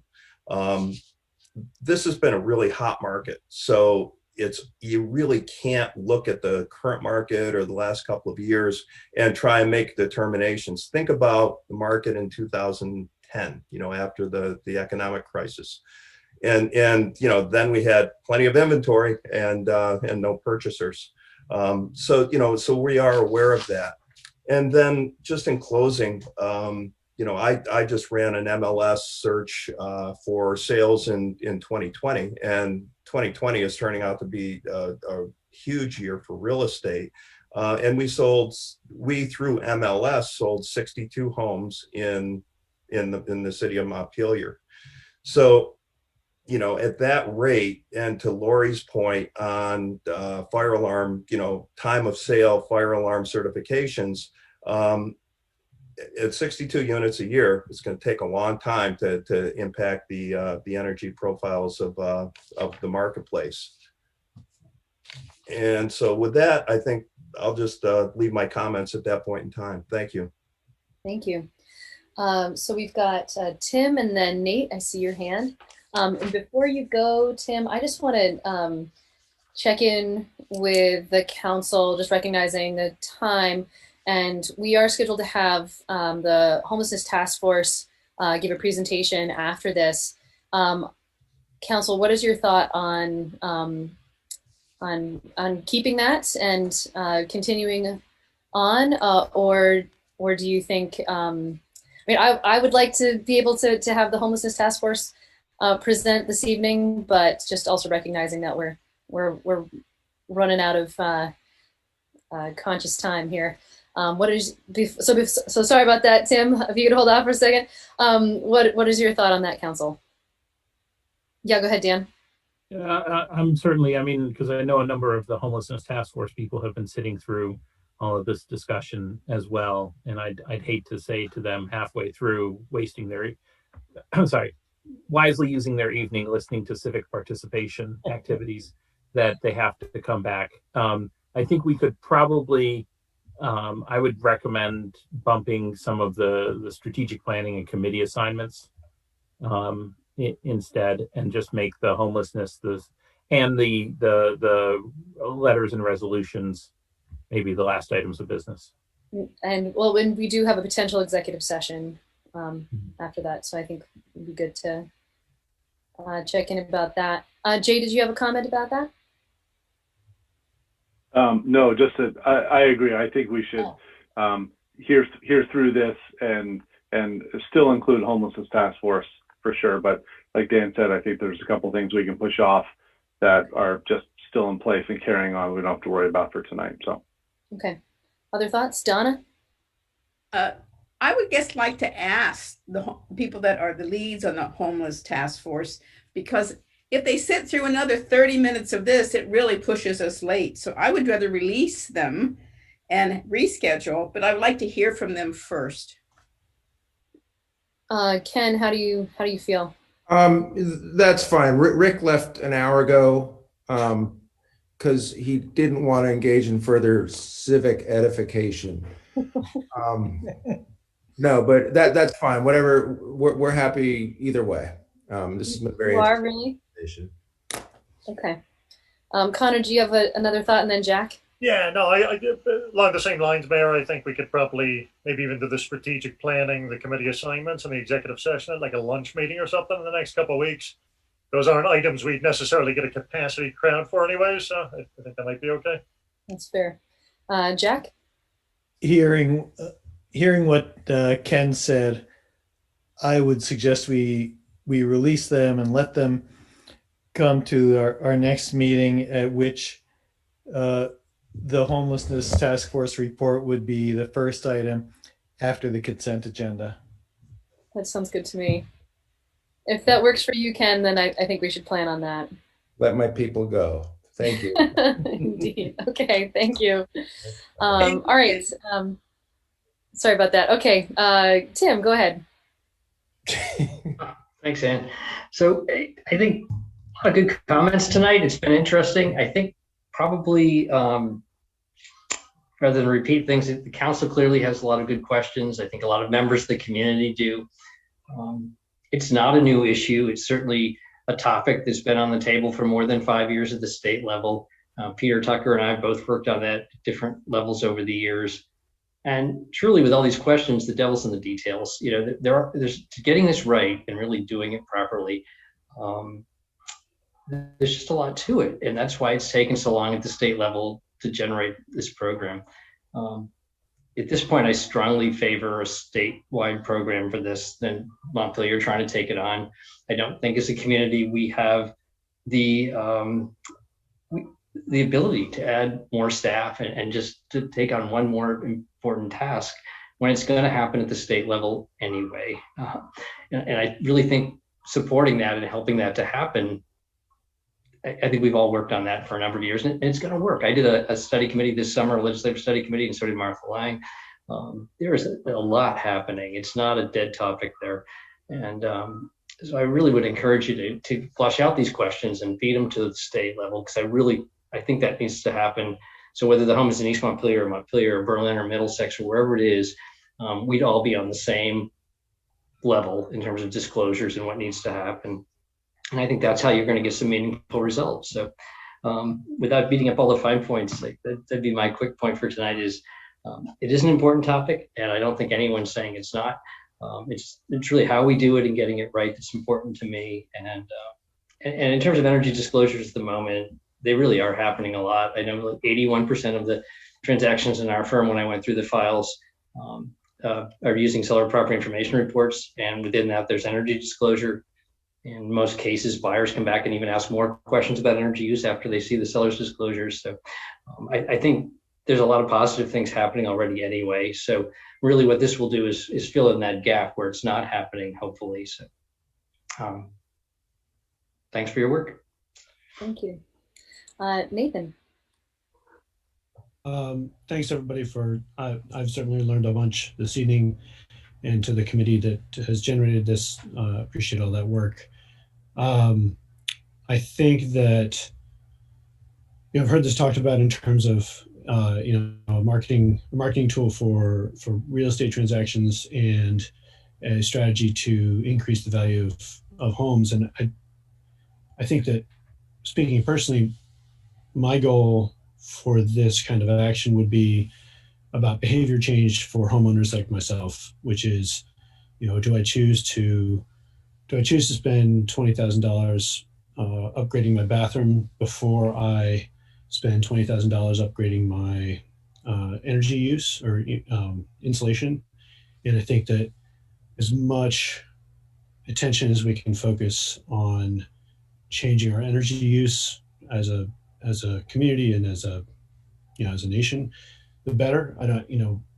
My understanding of climate change is that we can't move fast enough. So I think I'd rather that we default to action. I hear Tim's point about the state is working on this, and I'll believe it when we have a result. And I don't see any reason why we can't start here. And then if the state comes up and does a good job, then we can navigate that at the time. But I think that, I loved a bunch of the points. I think there's some complications I would prefer to see.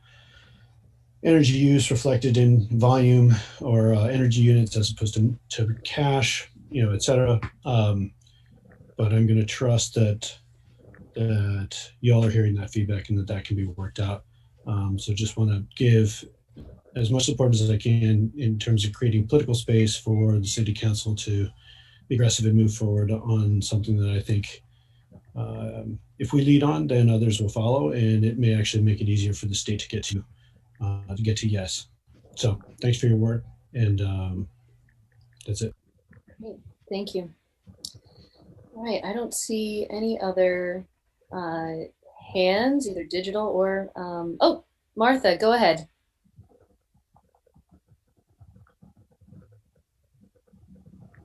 Yeah. Hi, those who know me will be surprised that I just have one comment, but I'm a realtor in Montpelier and I have investment property in Montpelier. My one comment is just to reiterate, and I don't remember who said it, but it was with regards to having it be in the land records.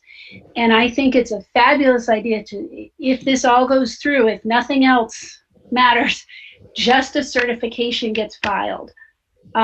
And not the report. And my issue with that is that my husband and I build houses, but you do one change in that report and it will change the report. So if you've got people going back and looking at old ones, it's going to be a cluster. So people are going to compare. So I think that not only is it private, but I think it will confuse things. So a certification like the smoke and carbon monoxide at closing, I think that would be sufficient. That's the only comment. So everyone had some great points, and I'm so excited, for and against, whatever you want to call it. But there was this was one of the better discussions. So Dan Richardson, I am your biggest fan. Great job. Great, thank you. All right, anyone else? I don't see any more digital hands. Any physical hands? Okay. All right, there were lots and lots of comments, and particularly like really interesting comments as a part of that. Some of which I want to address and bring some of these ideas into our discussion. But before I jump in, I guess I want to open it up to the council. Thoughts, comments, reactions. Yeah, what are you thinking?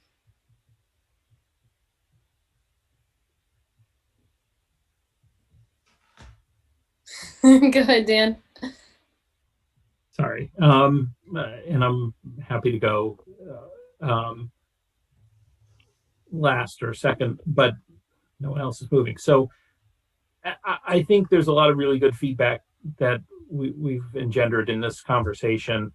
I have a couple of concerns about the way the ordinance is written, and I'm happy to get into the minutia of it. I've had some conversations with people, but I think there needs to be some tweaking.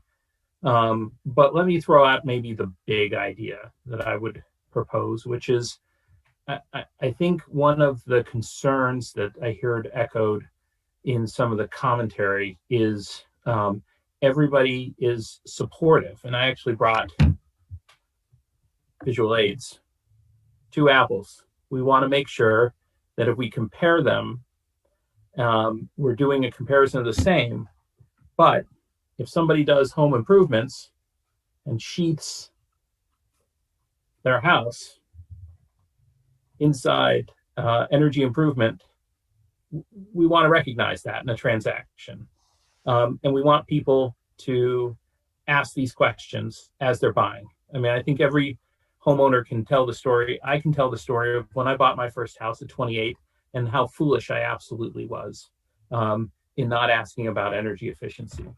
But part of this is real estate is perception, and it's what we perceive the value to be.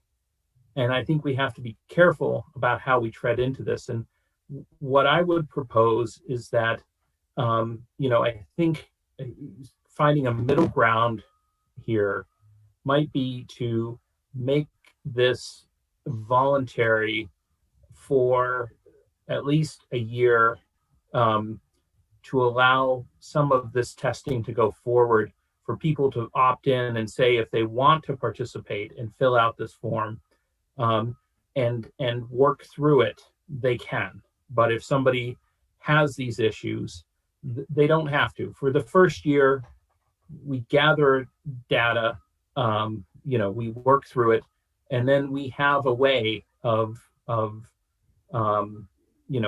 if in a year, people say this really doesn't work, we can revisit it, but the ordinance itself would obviously envision a mandatory effect down the road. And I throw out a year, but I don't know if it should be longer than that.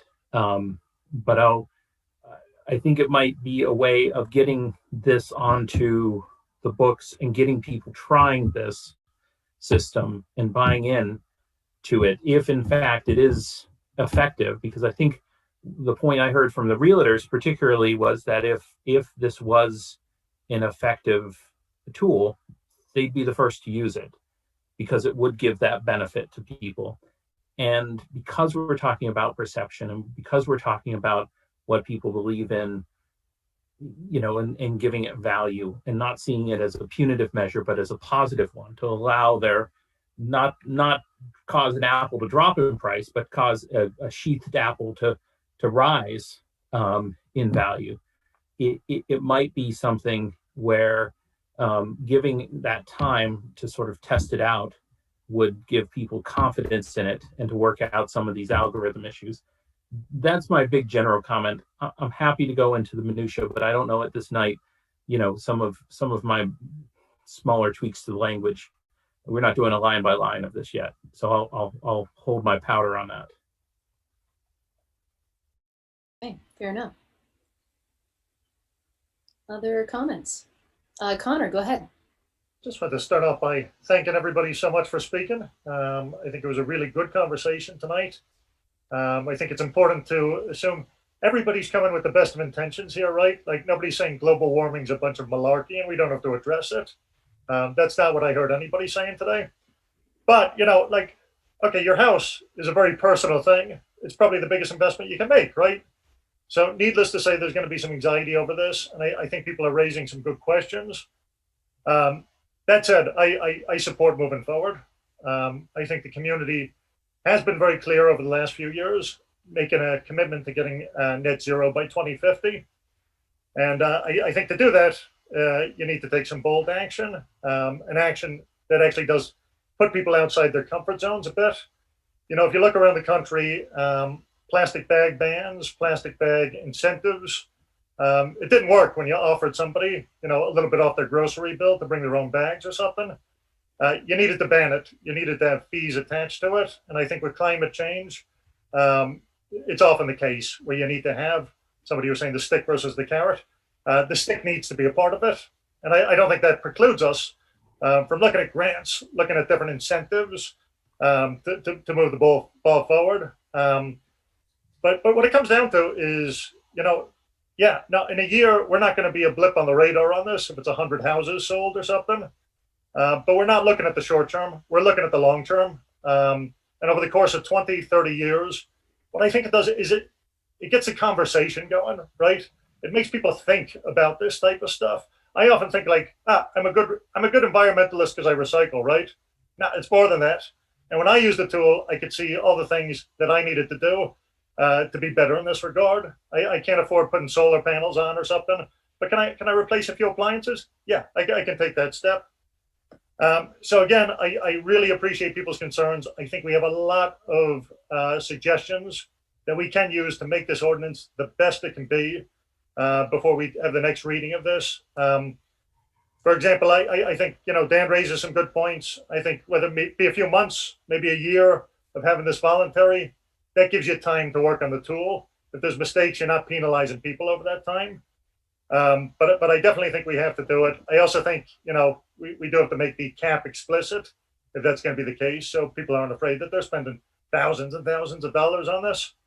But at the end of the day, I think what this ordinance does is it gives buyers, it gives everybody all the information they need to make an intelligent decision about these matters. So I think it is very important that we move forward, but really appreciate everybody's comments. Yeah, I also want to, oh gosh, there's a bunch of hands. So we'll go Jack, then Jay, then Donna. But before you go, Jack, I also just want to echo your thanks, Connor. Thank you to everybody who came to speak to that. Thank you for sticking around to make your comments. We really appreciate that. It's really important and helpful. Jack, go ahead. Okay, thank you. I want us to move forward on this, and I think it's going to take some work to do it. I have a couple of observations.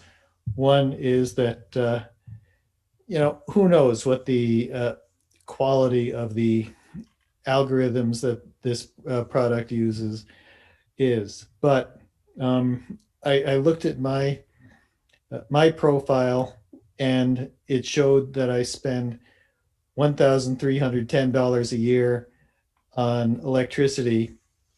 And then I looked at my bank records, and it turns out that in the past 12 months I paid Green Mountain Power $1,283.89.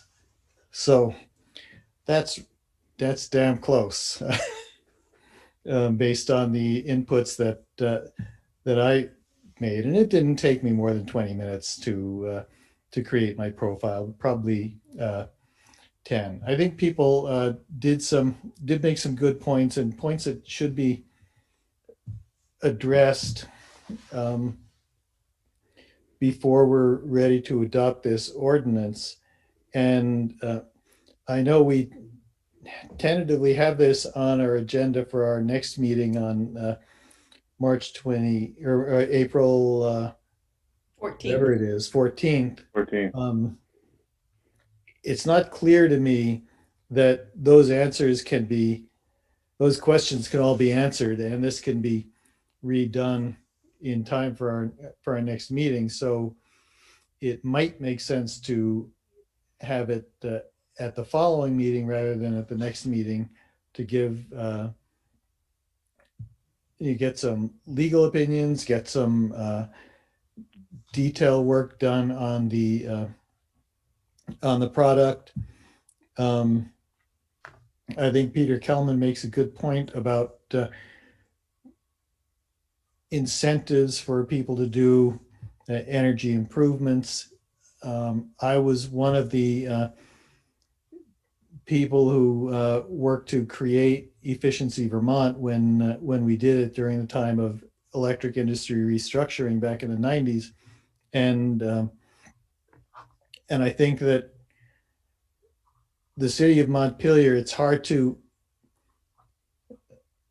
picture that we're going to have a lot of money to provide incentives, but we do know that Efficiency Vermont is a large operation that provides energy incentives in many areas, including space heating and electrical appliances. And so that's one of the things where people can go to get funding for improvements.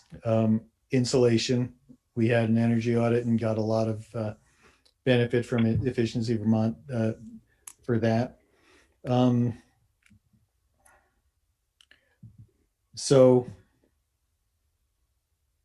and the last, and I really want to give great credit to Anne, especially for pushing this for many, many years, from probably the first meeting when you were mayor, and on from there, and Lauren and Kate Stevenson and everyone else who's been working on this. I think we're moving the city in the right direction.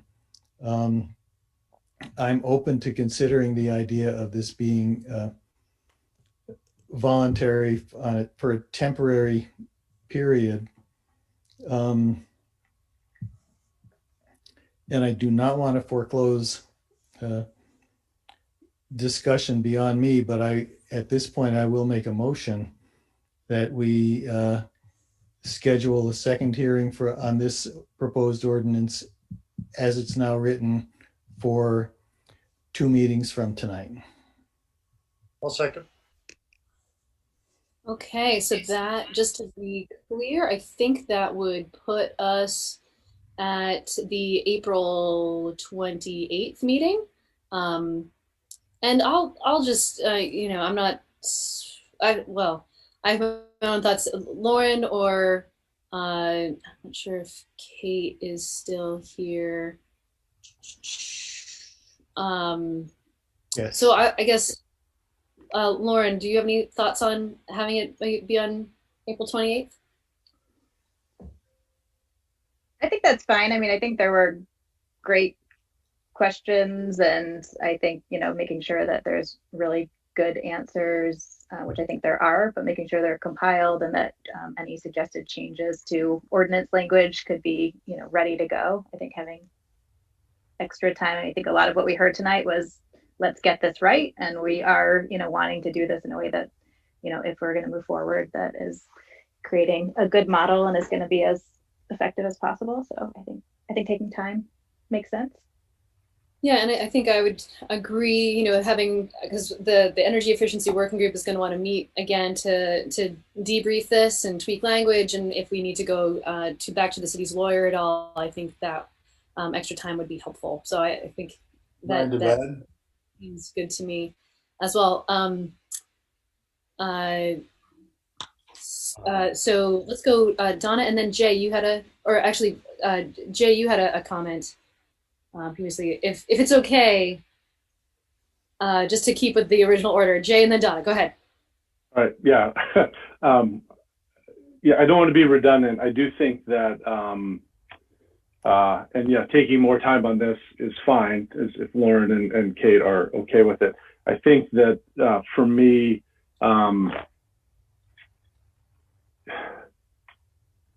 if we move forward with this, it will be successful if the report that's created by going through the process is accurate. And what I'm hearing from folks, from Jeff and from Ben, we all got the very detailed email from Ben, is that, the way we heat our homes in Montpelier and in Vermont is very nuanced. We invest a lot of our time and energy and money into finding the most efficient and often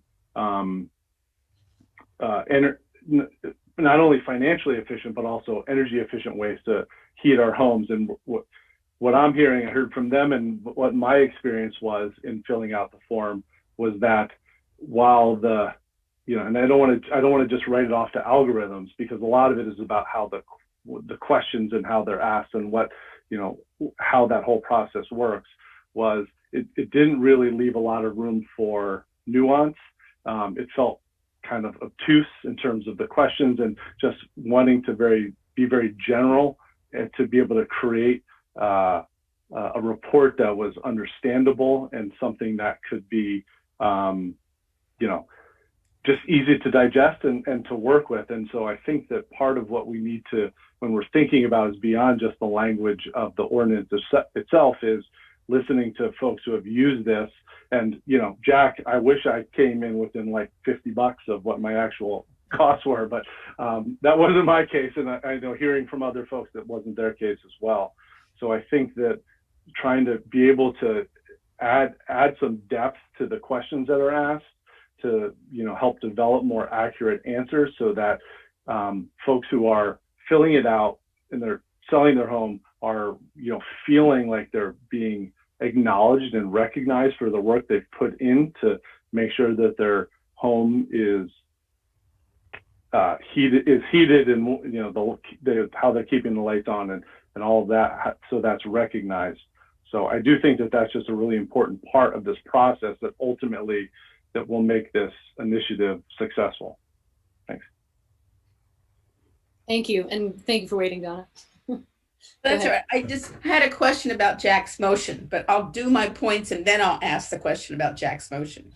So first, to me, I think it's really important that the app for the home audit will take an override. Otherwise, you're going to really not have very much accurate data for all the exceptions.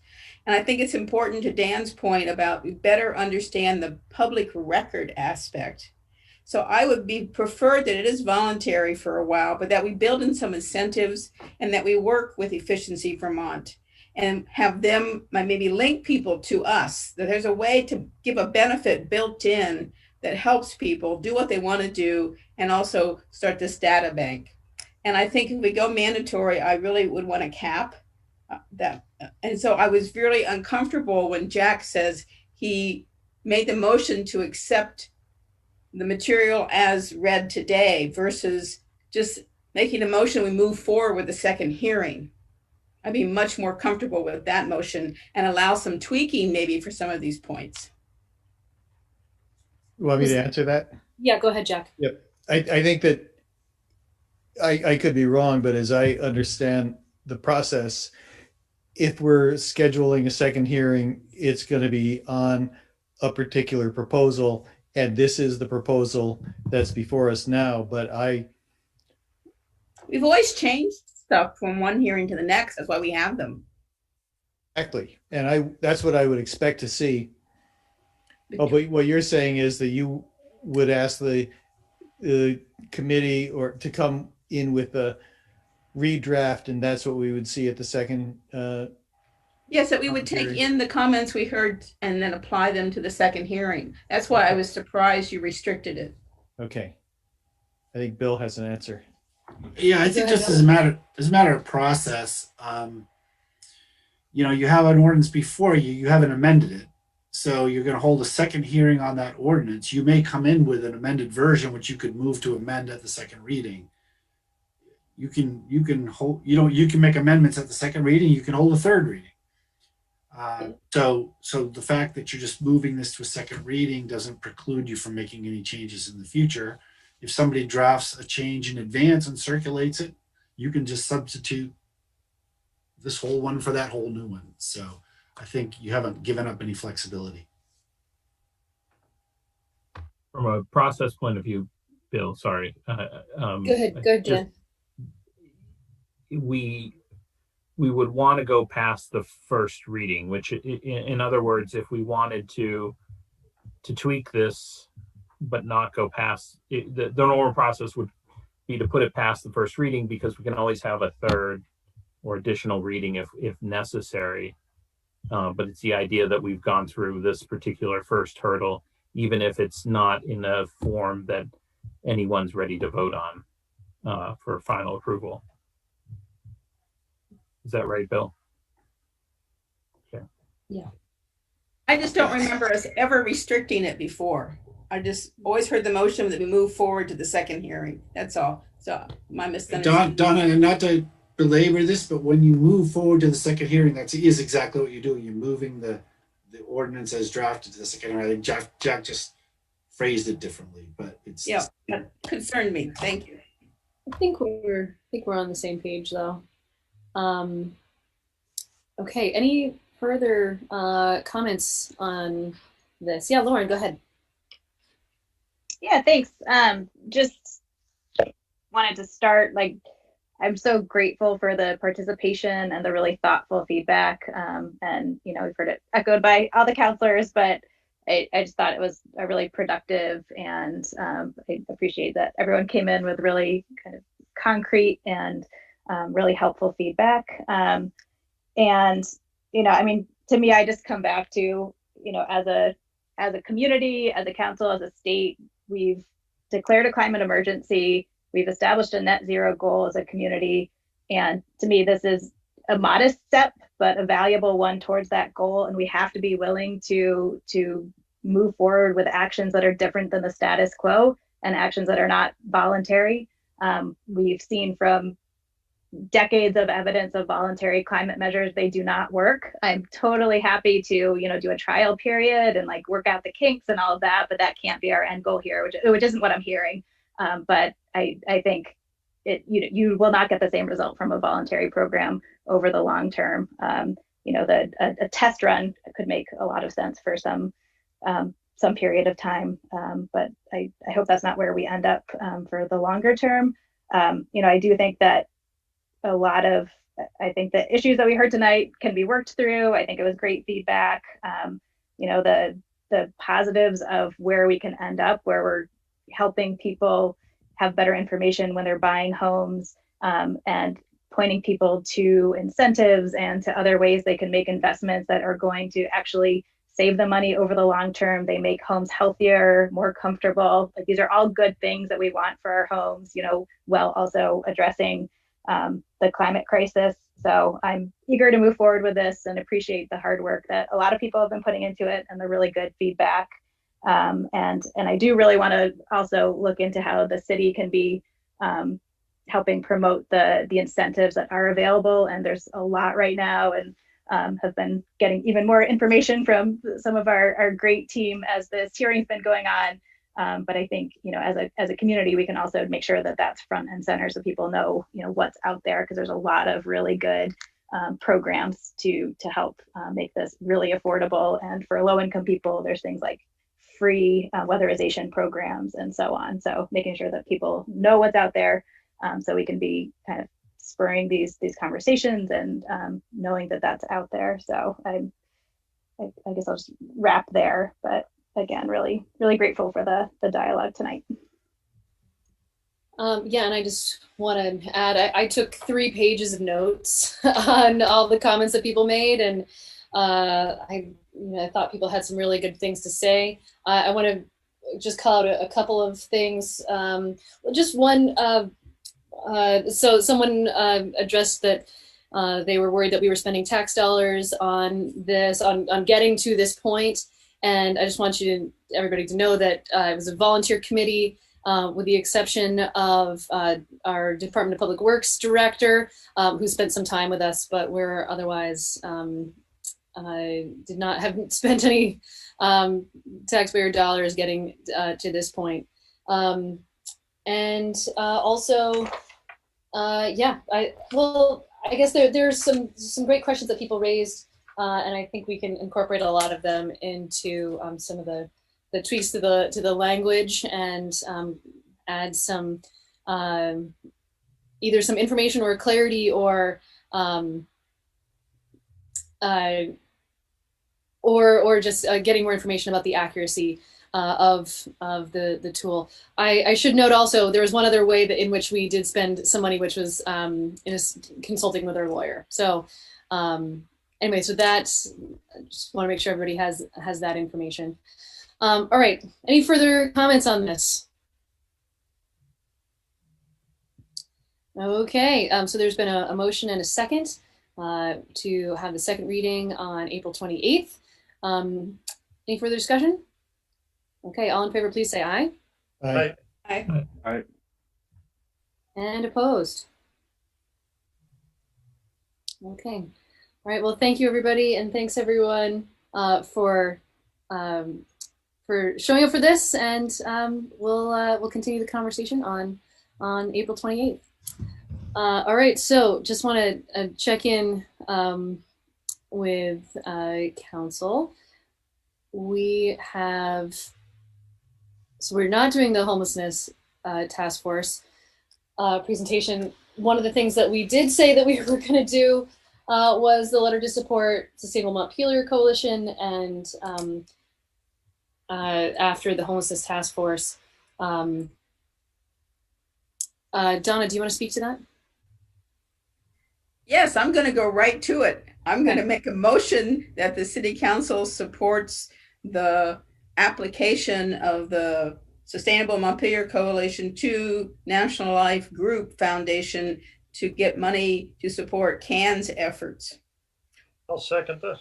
Okay, we have a motion and a second. Any further discussion? And thank Anne for a great letter. Okay. So no further discussion? All right, all in favor, please say aye. Aye. Aye. Aye. Okay, and opposed? All right, so we have approved that. Thank you. Yes. So the strategic planning process. We were going to punt some of these things. Bill, how long do you think it would take to talk about the strategic planning process? Probably ask the person that's going to actually be doing the talking what she thinks. Aha, Karen. Well, it honestly depends on if y'all feel comfortable with my recommendations or not, but my presentation won't take longer than 10 minutes at most. I am game. What do you think, team? Where should we put it off to the 14th? Yeah, go ahead, Dan. I was just gonna say, I'm all set to go. To keep going. Sure. Other thoughts?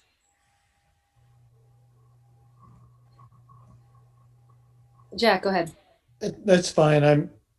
I'm already comfortable with the recommendation, so I'm thinking it shouldn't take too long. Okay. Yeah, Jim? agreed with the, yeah, agreed. I'm comfortable with Cameron's recommendation for the change of timeline based on what we're, how we're looking ahead at this year. So let's just move forward. Okay, Donna? Well, I'm comfortable with it as long as we can tweak it as we go along, and that's a live document, so I'm comfortable with it. So presuming that folks have read it, sorry, I guess I'm going to stop my comment there. Lauren, go ahead. I agree. I mean, I think revisiting it makes total sense for this year with the same council, and given the pandemic and where we are, I could see if you've got new people coming on that you would have to probably rethink or offer, or they might not agree with the priorities or want to make sure the other things. So I think you'd have to adjust it. But I think for where we are and syncing it up better with a budget makes total sense for this year, certainly. Donna. Well, I'll make a motion. Okay. We accept the proposed new strategic planning timeline and process for 2022 to 2023 strategic plan. Thank you, Cameron. That presentation went by super quick. You can give it another day. I was going to say, I best presentation for action ever. I do really appreciate that. I think that a change before y'all vote, just to sort of flesh that out just a bit, is really changing the timeline of this really does help staff, and I think the community align and to help y'all align the strategic plan and your priorities along with our budget.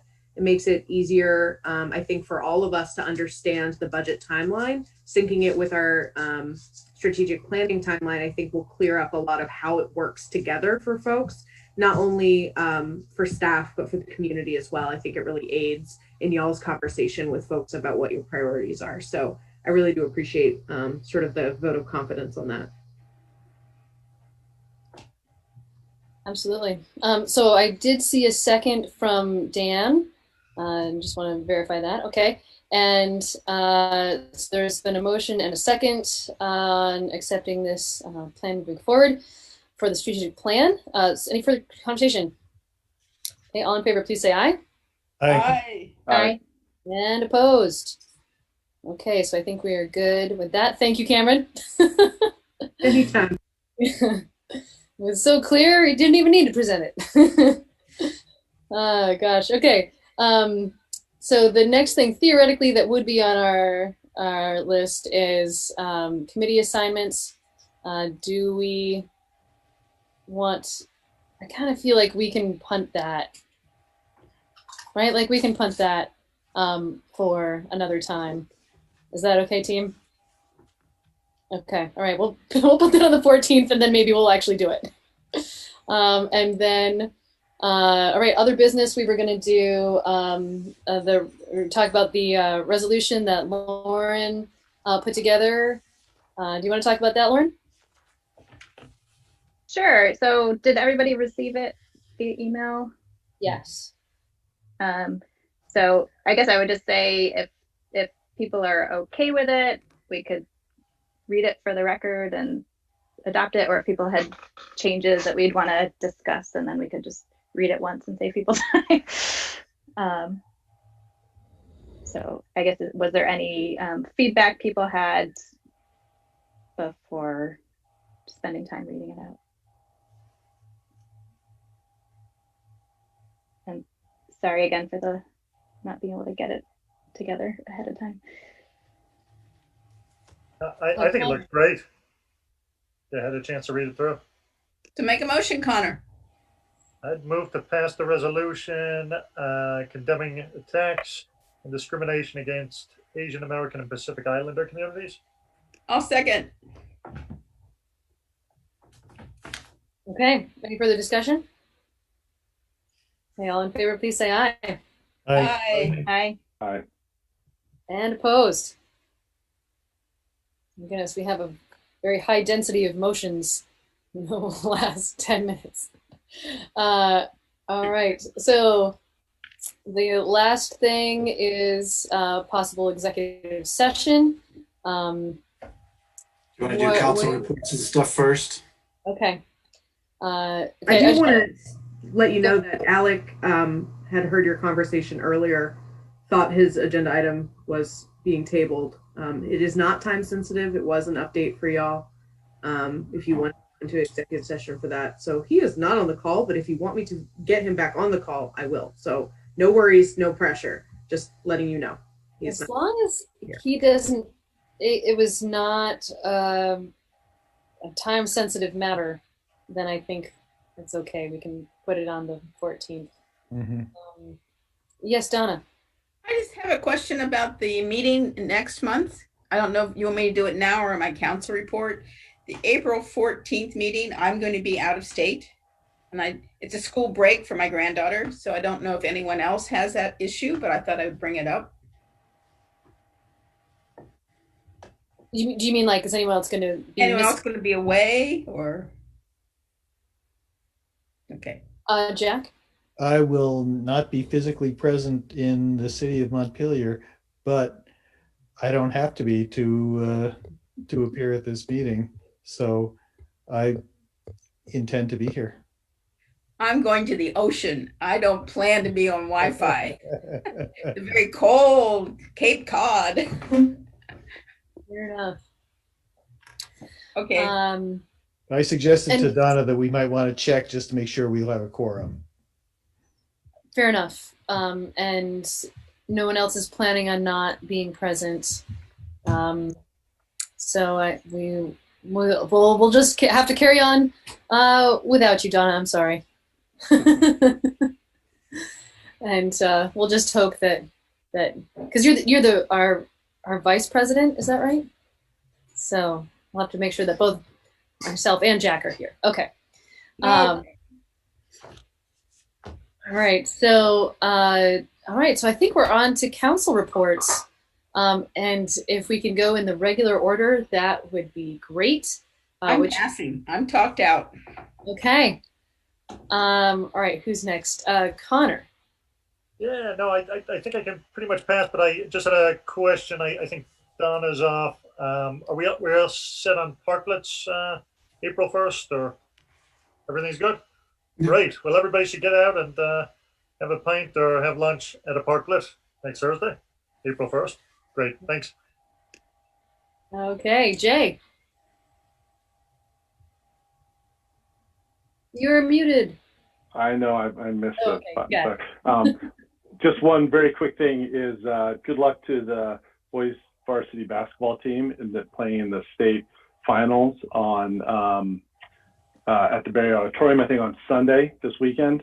And I do think it's probably worthwhile mentioning that Leo Ruby Williams is 12 points away from reaching 1,000 points in his basketball career.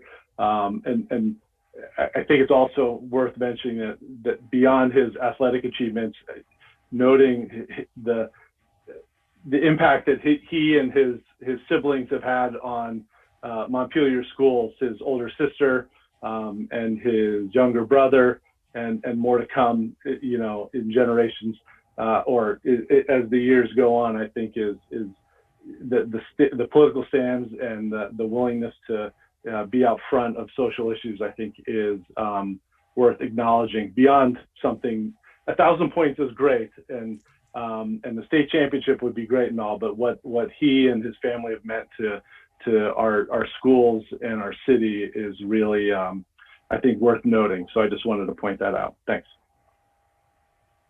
Thank you. Dan. Thanks.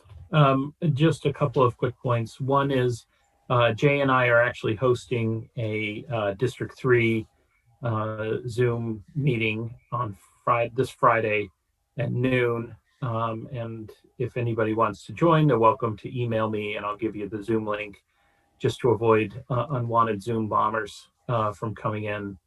But we're hoping to have a good opportunity to talk with constituents and talk through some issues to bring back to the council. The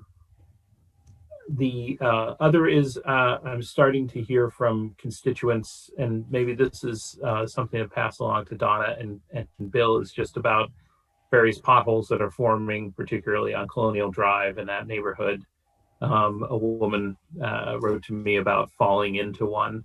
And anytime somebody talks about falling into a pothole, that suggests there's probably a need for that repair to happen pretty quickly. But it's the season for that. But the last thing I guess I want to say are two sort of related notes, and one is, the governor has talked about inviting immigrants to Vermont.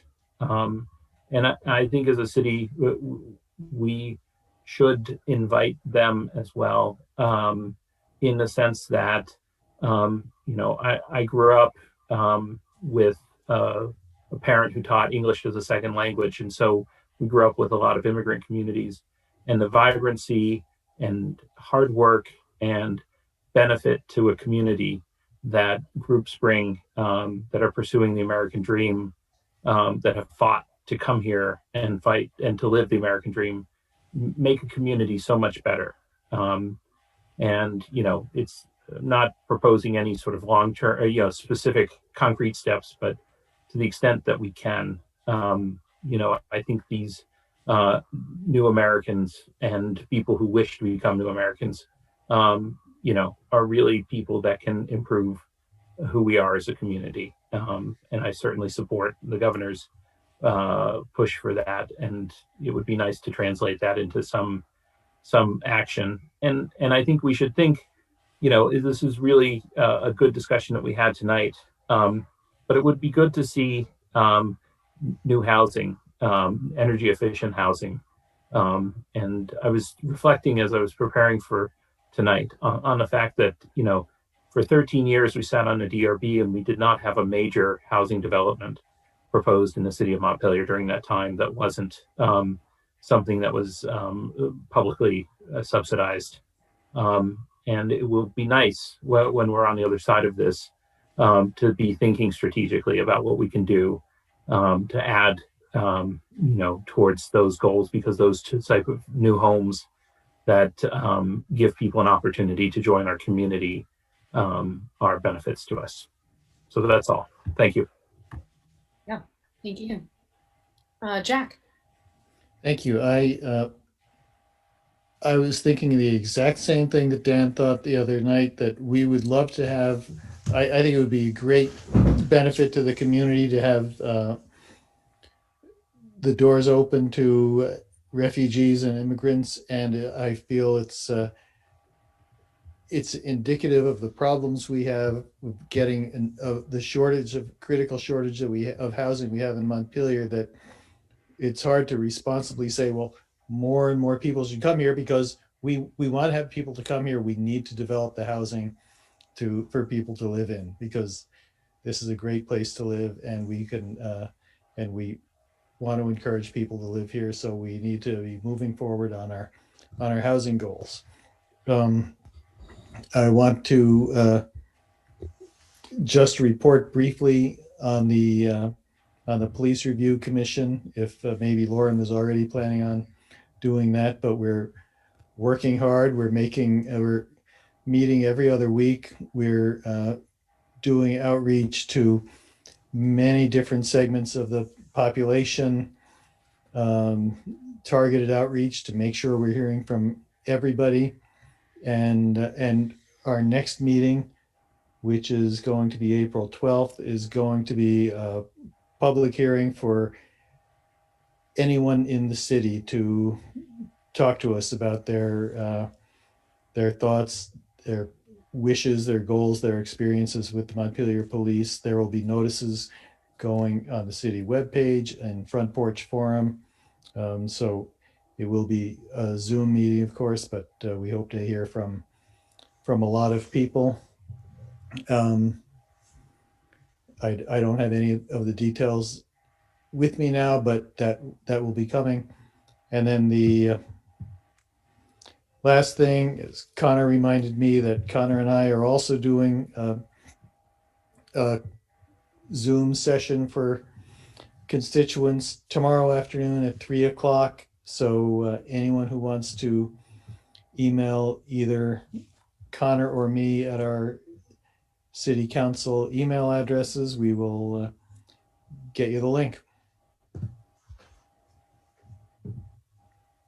And that's it for me. Lauren, go ahead. Yeah, thanks. So one thing just wanted to flag. So one of the things that it was great having Congressman Welch here, and there is this community project opportunity, but applications are due March 31st. I don't know if there's what the city's thinking, if there's some potential projects that might be a good fit for getting Montpelier in the queue. I don't know if it would be helpful to try to get the lobbying committee together to just think through what we learned from the congressman, and we're at the crossover point in session, so maybe we should check in soon and see. I just want to make sure we're being as helpful as possible in that. And I know there's a lot of state funding discussions and how we're kind of positioning our city as well as possible in those discussions. So maybe the lobbying subcommittee can set up a time through email. Would be great to do that. And yeah, other than that, just wanted to kind of in the vein of Jack's update, the Social and Economic Justice Advisory Committee has also been doing a lot of outreach to various community members, and just really grateful. A lot of people are taking time and sharing really thoughtful input on their experiences and suggestions and ideas for how we can improve as a community. So really looking forward to, we should be getting a kind of set of recommendations sometime in the next, Cameron would probably know, month and a half or so. But there's going to be a community survey going out and some other steps as well. So we'll keep people updated. But kudos to Cameron, who's kept the staffing of that committee going really well. And looking forward to some really hopefully tangible recommendations coming out of that process, and just grateful to all the people that have participated from the community to help shape that. And similarly for the police review committee, and the public hearing is April 5th. And we'll put the details out. So just to make that, I was just looking that up. But I think that's being posted. Yeah, but I believe it's posted in all kinds of places. So hopefully people can find that Zoom info. And that's it for me. Thanks. Okay, I just have one thing, which is the Mountaineers are hoping to have a season this summer, but it is at least one part of the things that depends on is them finding host families. So if you, I know that is more complicated with COVID, but particularly if you're in a household that has space and you've been vaccinated, they are looking for people to host players. So please get in touch with them. Actually, if you don't know how to get in touch with them, you can get in touch with me and I can connect you with the right people if you're willing to host a baseball player for this season this summer. So that's it for me, I think. Also, I'm so thrilled that multiple of you are hosting Zoom meetings just to chat about stuff. That seems like a great idea, and I think I'm gonna have to do something like that myself. I love it. It's great. All right, and so John Odom. I'll pass. Okay. Bill and or Cameron, because you turned your camera. There you go straight to the boss. So just a quick report, Councilmember Hurl just mentioned the federal money. We've been working this week to put together well, lots of lists, but specifically taking a look at so the first thing we did was take a look at the projects and equipment and types of budget deferrals that we've done, at the end of FY20 and in this current year, and then things that had been, sought in the FY22 budget that we couldn't even recommend. So, thinking is, and that didn't include positions and those kinds of things. This was sort of, one-time money, one-time, projects. And it was, well, these are the things we would have budgeted for had it not been for these revenue shortfalls. So we have those. Then we, looked at some of the bigger projects, the bond projects. We've got to, those put together. We were planning to sort of share that list with the council. One of the things we wanted to hear first was tonight's conversation. Get a better sense of what isn't eligible. And while the congressman I thought was very helpful, obviously he doesn't know all the specifics, so this still leaves us wondering about a few things, but I think we have a better idea. The one area that he kind of gave us the answer, and I realize he doesn't know, I'm not faulting him, but sort of how big are these grant things for next week? So we have, we've talked about this East State Street project, which is, it's got water lines, sewer lines, paving, it's a CSO outfall, it's got environmental impact, but all together it's $7 million. So is that something we could apply for or not? It's so we've got the rec center at $5 million or $6 million or something. Is that something we could apply for? Or is it more like the Confluence Park? Or is it more like the Barry Main intersection? So it's really all about scale. Or do we throw in a bunch of these and say, here, depending on how you want to divvy up money, so any feedback you have, and I realize we've got to have this done by Wednesday. So, I think what we would probably take a recommendation, send it out. And I realize you can't have a discussion or decision by email, but at least if somebody says, hey, I don't like this, then maybe we can arrange a quick, short meeting just to talk about that. If you all really want to weigh in, I do think, and so then our plan is at an upcoming meeting, now that we know the amount of money and all those kind of things, that we would have on the agenda this, sort of the use of the funds and all these lists that we've talked about. We've also put on things like the public bathrooms and some of these other things that people have mentioned at these meetings. And we've tried to get a pretty comprehensive list of ideas. And if nothing else, it'll be really helpful for our capital planning, going forward, because now we hope we've got everything that's on the table until the next good idea. Donna, go ahead. I'm glad to hear you mention public bathrooms. I think it needs to be right up there on the list, priority-wise.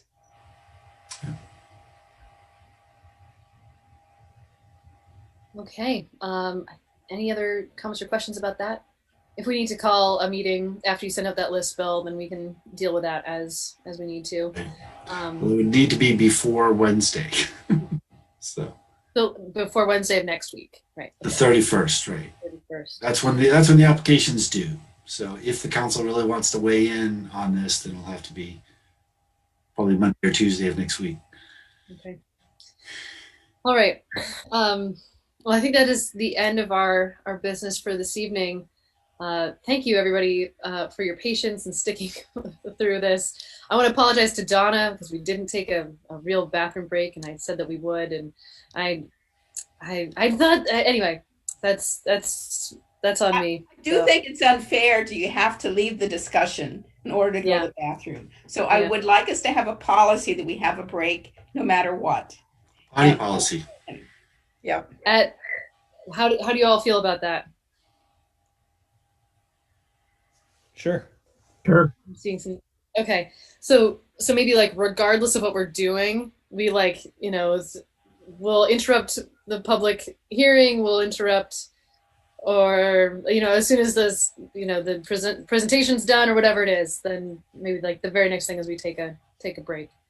I want to. Yeah, I'm seeing some. Is that okay with folks? Okay. Thank you. Sorry about that. But having had this conversation now I will interrupt people so that we do. Okay. Thank you, everybody. Have an excellent evening, and we'll see you in a couple weeks, probably. Okay. If not Monday or Tuesday. Not Monday or Tuesday. Great work, folks. Okay. See you next time. Have a good evening.